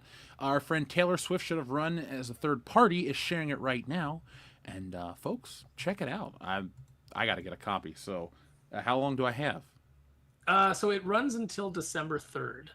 Okay, let me write that down because I do want to back this book. Yes, I'm using my same notes that I took my daily notes on. It's important. Okay. Xavier to God, thank you very much. He says TMNT 2003 actually made the Shredder look cool and badass, or cool and badass. It also revealed him to be an Utrom, which I still was weird, but they made it work. I don't know if I like that. I mean, I do prefer the normal Orokusaki version of it, but they still kept that. It's just that he's always been a robot. I'm like, okay. Yeah, I mean, different versions. I mean, the 2003 was so good. Yeah. I even like the movie that they did. Like, I think Chris Evans was Casey Jones.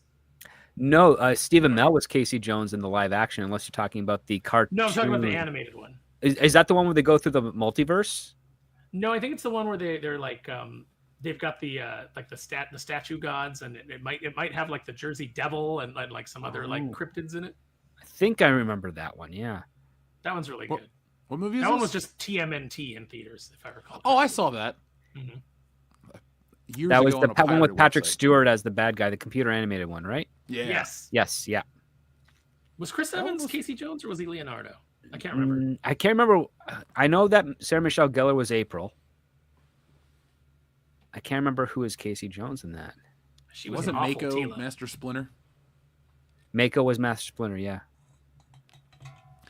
TLJ Screwjob sends in a very generous super chat. Thank you, TLJ Screwjob. For me, Batman Returns is too tonally dark. Also, any genre you can't get into, for me, it's horror. I know it's not real, but I get nightmares, i.e. the gurgling sounds the girl makes in A Nightmare on Elm Street 1 is unsettling. Tina, yeah. Let's see. Any genre I can't get into. I don't really like musicals unless it's like Willy Wonka or The Wizard of Oz, because those are like weird and different. But Little I- Shop like, of Horrors is a good, weird, different musical. I do like that one though too. That's the thing. Did That's you like like, do you like The Greatest Showman? I didn't watch it.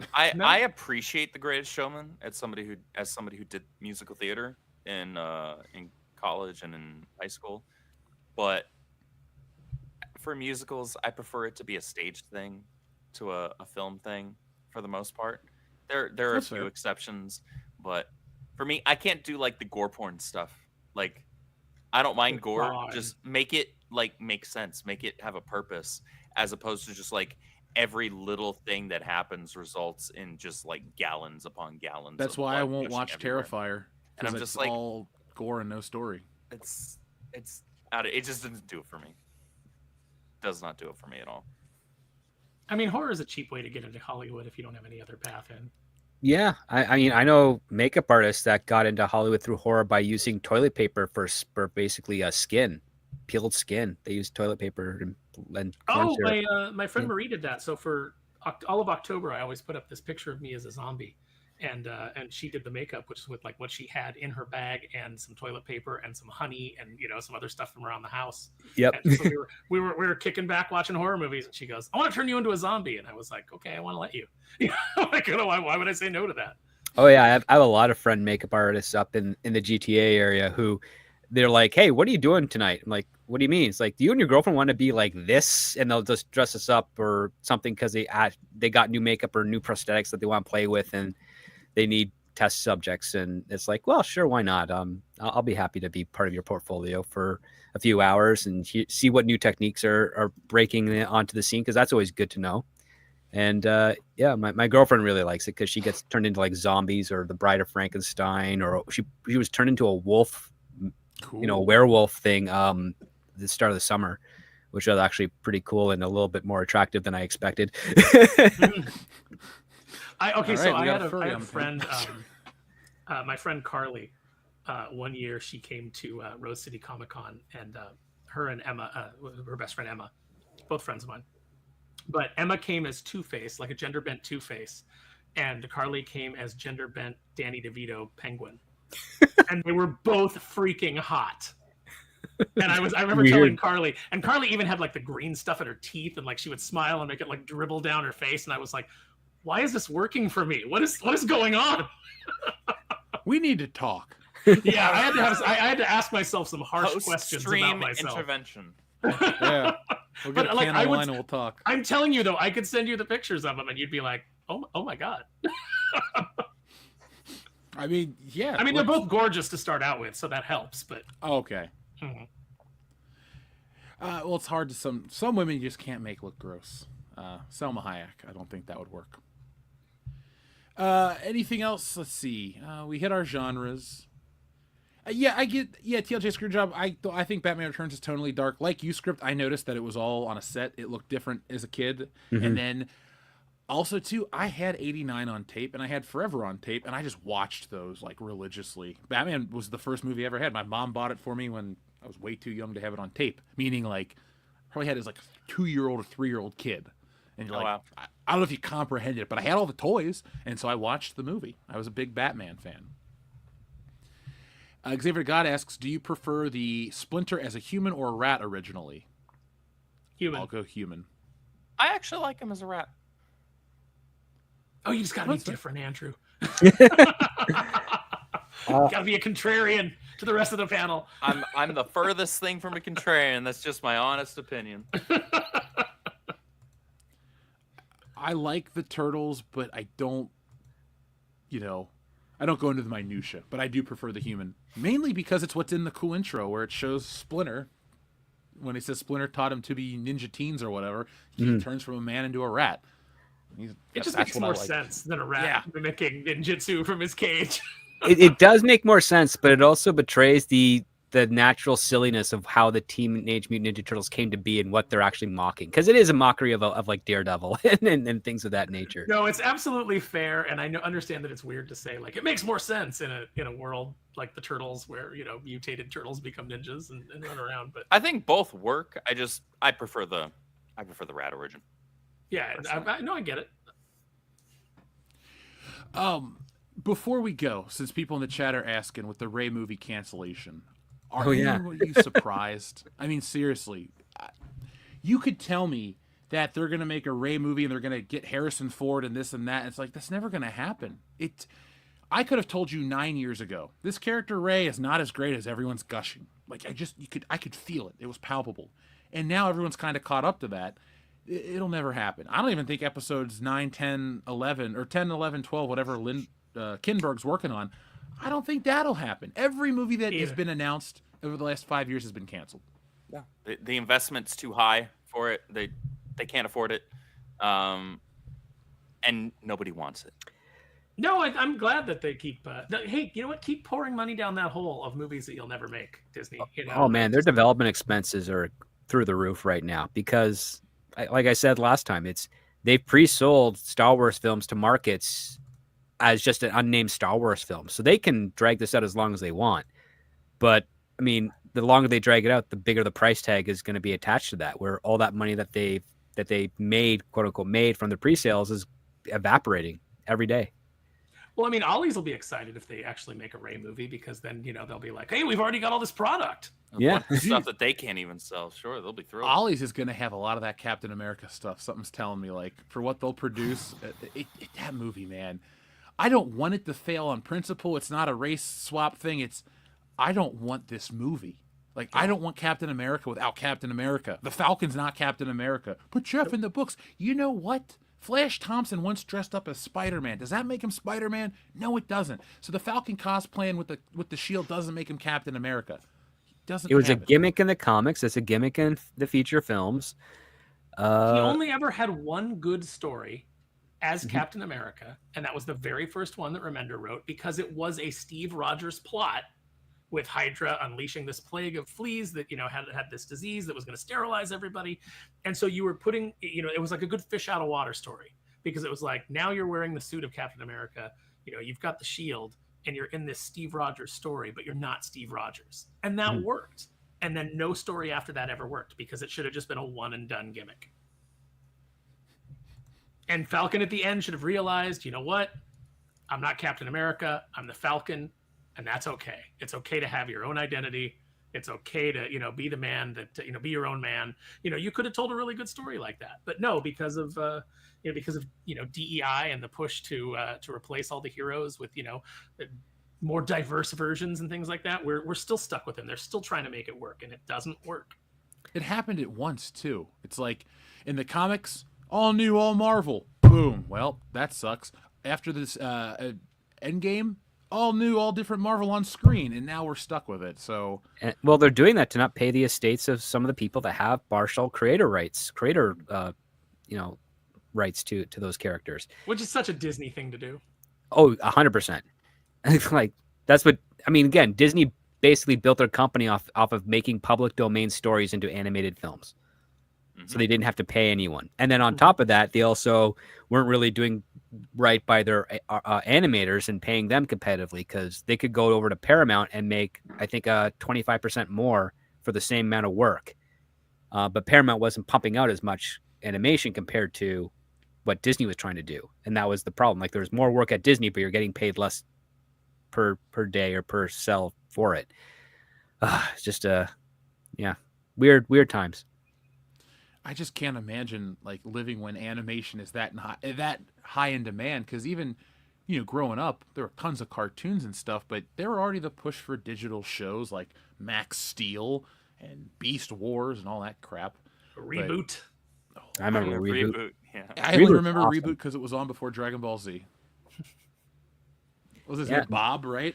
His name's Bob. Actually, the original creators have a reboot rewatch party channel where they talk about the show, and they also know exactly how they would pick it up, and they'd also disavow the reboot Netflix series that sucked. Oh, I forgot that exists. All those Netflix reboot series, like not just just the reboot of Reboot, but just reboots Inspector in general, Gadget? all that Netflix stuff is awful. Yep.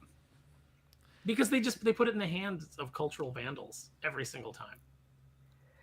Yeah, they need to put it in the hands of people that know what these things are. Well, what's creepy is that there's a guy over there named Ted Biaselli who does know a bunch of those franchises. Like you would be able to, you could throw him into a comic book shop or a toy shop and talk about the geeky stuff we all love, and he'd blend right in. But he has a very skewed perspective on how you like to handle them when it's under his, his tent, his umbrella, and it's not in line with everyone else. You know how I met Ted is I was at a PowerCon and I was standing talking to some guys about the He-Man Netflix show. The first season had come out, and I didn't realize that Ted had walked up, and he said something about like, "Oh, people told me that like everyone here would be really hostile, but everybody's been really friendly," and I didn't know what that meant. But then the guy was like, "Oh, you were saying?" And I said, "Oh yeah." I said, "So here's what I would do to fix the He-Man show," and I basically like tore apart the He-Man show like right in front of Ted, not knowing who he was. I mean, it wouldn't have changed what I said. Because I thought what I said was very sensible, but fortunately, what I said was, because I always look at it from, if you're going to ask me what I would have done differently, I always do it from the perspective of changing as little as possible of what we got. How would I have fixed it? Right. And so I was just talking about those tweaks, and he was like, "That's really interesting," and blah blah blah. And we had a really nice conversation. Then he introduced himself, and I still see him every now and then at toy shows buying He-Man stuff.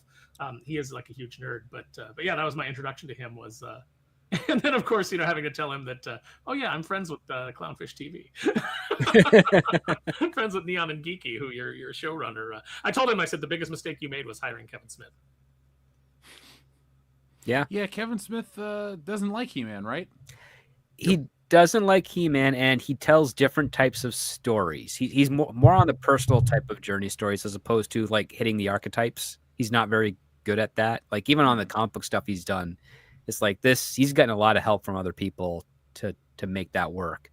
But when he does his own, like I enjoyed Tusk, I enjoyed his Clerks films because they're personal. There's something that he's trying to get across there that's not outside of the IP realm, so to speak, because it's his IP.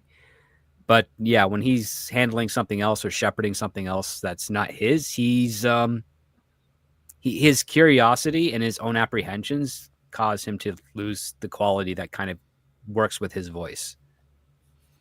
All you had to do with that show was not make Tila a bitch. Yep.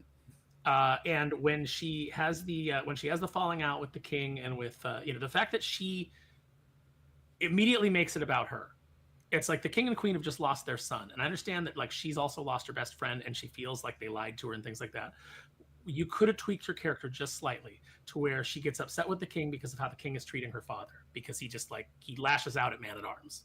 Right. So she should have defended her father and then after the point been mad at her father for not telling her the truth, even though it's perfectly rational why they didn't, because they're trying to protect as many people as possible. But then you can have her go and you can have her storm off and just be upset but not be a bitch, and then the show can work.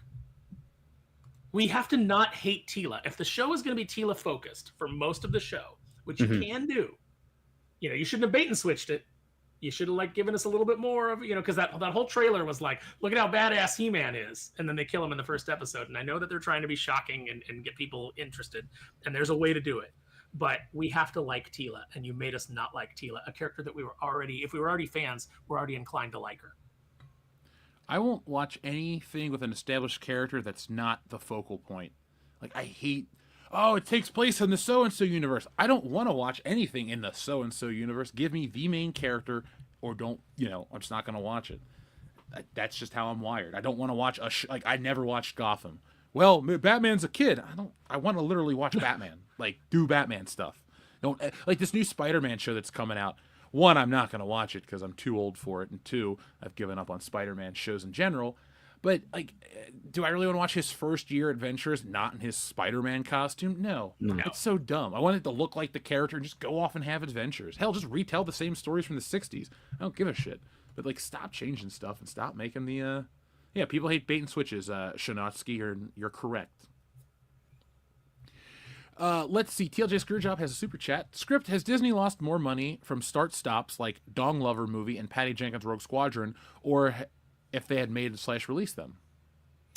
That's a good. I don't think they've lost more money from the recess because development's usually a lot cheaper than production. So I don't think they've lost as much money as they would have had they gone into production, especially given the fact that the new model that they've been using for their productions is in the hundreds of millions of dollars, and usually development and pre-production is nowhere near that at all. And I don't even know what the heck's going on with Patty Jenkins because I know people that have read the script she turned in for Rogue Squadron, and it was like the worst thing ever, to the point where she was tentatively, as far as I knew, she was like kicked off that project. But now there's stuff going around saying that they're still developing it with her in mind. But Patty Jenkins is technically in director's jail right now. Like, she's not getting anything. So Is it because of Wonder Woman? yeah. Yes, she deserves it. That was a horrible movie. Yep.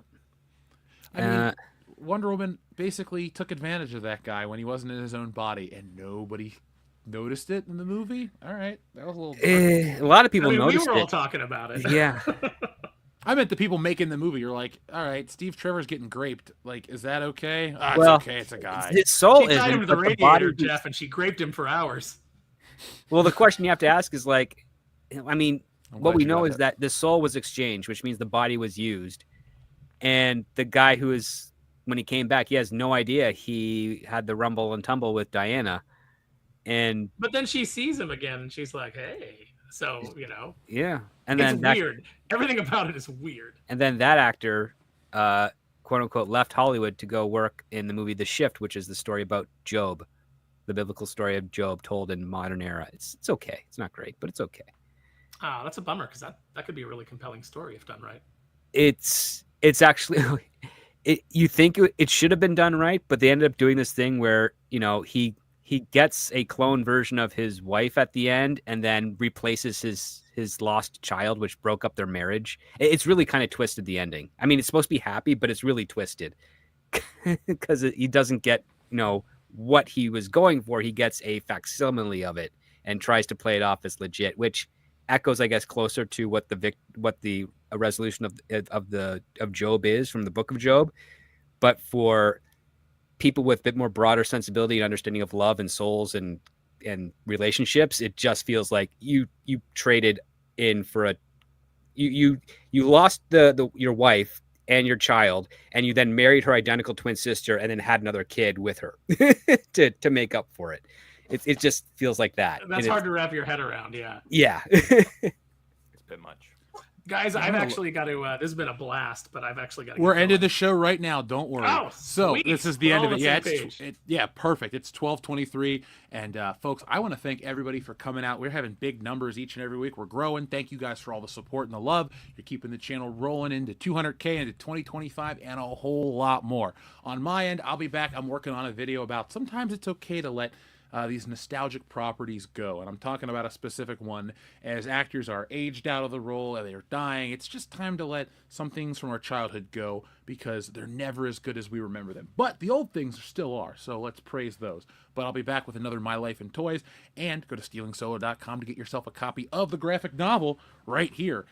If you order it, I ship them out the same day, and if you're international, if you order by December 4th, you'll get it for Christmas. But if you're American, if you're in the US or Canada even, we'll say December 11th. We'll give you plenty of time. So if you want something for a Star Wars fan and you don't want to support Disney, come to me, get Stealing Solo, and get ready for the sequel next year. I'm already in production. I literally said today, "Hey, Mom, should I go ahead and start drawing the first act?" And she goes, "Yeah, go ahead." I'm like, I should probably iron out the third act first before I start drawing the first act, but it's done. The script is finalized, and it's good to go.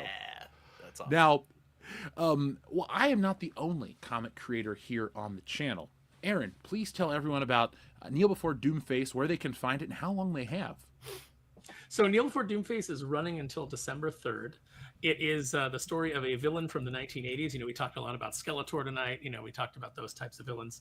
A villain that was banished in the 1980s, and now he's back in 2024, and he wants to reestablish himself as the premier supervillain in the world. But obviously, the world's a lot different in 2024 than it was when he was banished. So he kind of has to acclimate, and helping him do that is a struggling TV producer and film producer named Lexi Vega, who he shows up on the set of her show when he returns and immediately kills the host. So she's out of a job, and she needs something to do, and she needs to keep him from killing her and her crew. So she agrees to be his major domo.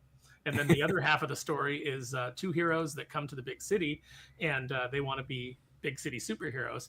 But the conceit there is, what if breaking into the superhero business was like breaking into the modern day comic book industry? So the first problem that they run into is not supervillains, but being vetted by the Social Justice League. So it's there's a lot of, if you like the Venture Brothers, if you like the Tick, you know, I think you'll like it. It's I think the best thing I've ever written. It's funny. It's got heart. It's got a lot of action. So all the stuff that I kind of feel like modern day comics are missing, I've poured them all into this, and I've got beautiful art by Renzo Rodriguez and beautiful colors by Oscar Carreno. And you can see we got a Kenneth Rocafort cover. We got covers by Nate Watson, covers by Renzo, a cover by Castellani, Lionel Castellani, which is a you know, an homage to like the old Vault of Horrors and you know, the old horror comics of the 60s. We've got a little bit of something for everybody. And if you don't like Justin Trudeau, you don't like Anthony Fauci, you don't like George Soros, we got Colonel Silverstreak, who is the American murder machine, punching out Justin Trudeau in front of a Canadian flag that's falling away to reveal the hammer and sickle. So lots of stuff for everybody. Hell yeah. Love that. Folks, that's December 3rd. Now, Script, where can we find you on the internet? You can find me at youtube.com/thescriptdoctor and Script Doctor PhD on the Twitter X's there. This week, I am reviewing a screenplay called The Prophet, which is based off of the Bill Huang story. And that'll be this Saturday at 7 p.m. Eastern, where we're going to discuss how good a quote-unquote biopic actually is. And also how, more often than not, those based on a true stories are very, very, very, very loosely based. Andrew, last but not least, where can we find you on the internet, my friend? Well, my favorite place to be is here every Tuesday night for the High Council. You can also find me on Thursday nights. Me and my buddy Spencer's comic book podcast. Foil Variant is the name of the channel. That's every Thursday evening at 6 p.m. Central here on YouTube. Saturday afternoons, I do game streams on my platforms, which is Caffeinated Wolf. I do solo game streams. Usually in the evenings, you can find me over on Mary Mayhem's channel, getting up to just some like goofy stuff over there. A lot of times we'll like just have fun and sort like random pop culture and other franchise characters into Harry Potter houses for just kicks and giggles. Sunday evenings, I have community game nights over on my platforms. Again, that's Caffeinated Wolf. And then you guys can find me over on social media, ND Andrew or Caffeinated Wolf, either one. I'm the I'm the creative manager. Community manager, sheep. Creative manager and lead editor over the Rippaverse. So thank you everybody who made Chuck Dixon and Joe Bennett's The Horseman such a huge, huge success. Bloodruth is live right now. Thank you everybody who's supporting good indie comics, whether it's Jeff, whether it's Aaron, whether it's us over at the Rippaverse. We appreciate all of you. You guys are why we do what we do. Well, folks, you can check out all of our work, everything we're associated with, all over the internet. Because of you wonderful people, we're able to grow and do this together. So, folks, until next time, be smart, be safe, be cool, but always be excellent to each other. Dark. You're never gonna regret this, Ray. My parents left me that house. I was born there. You're not gonna lose the house. Everybody has 3 mortgages nowadays. But at 9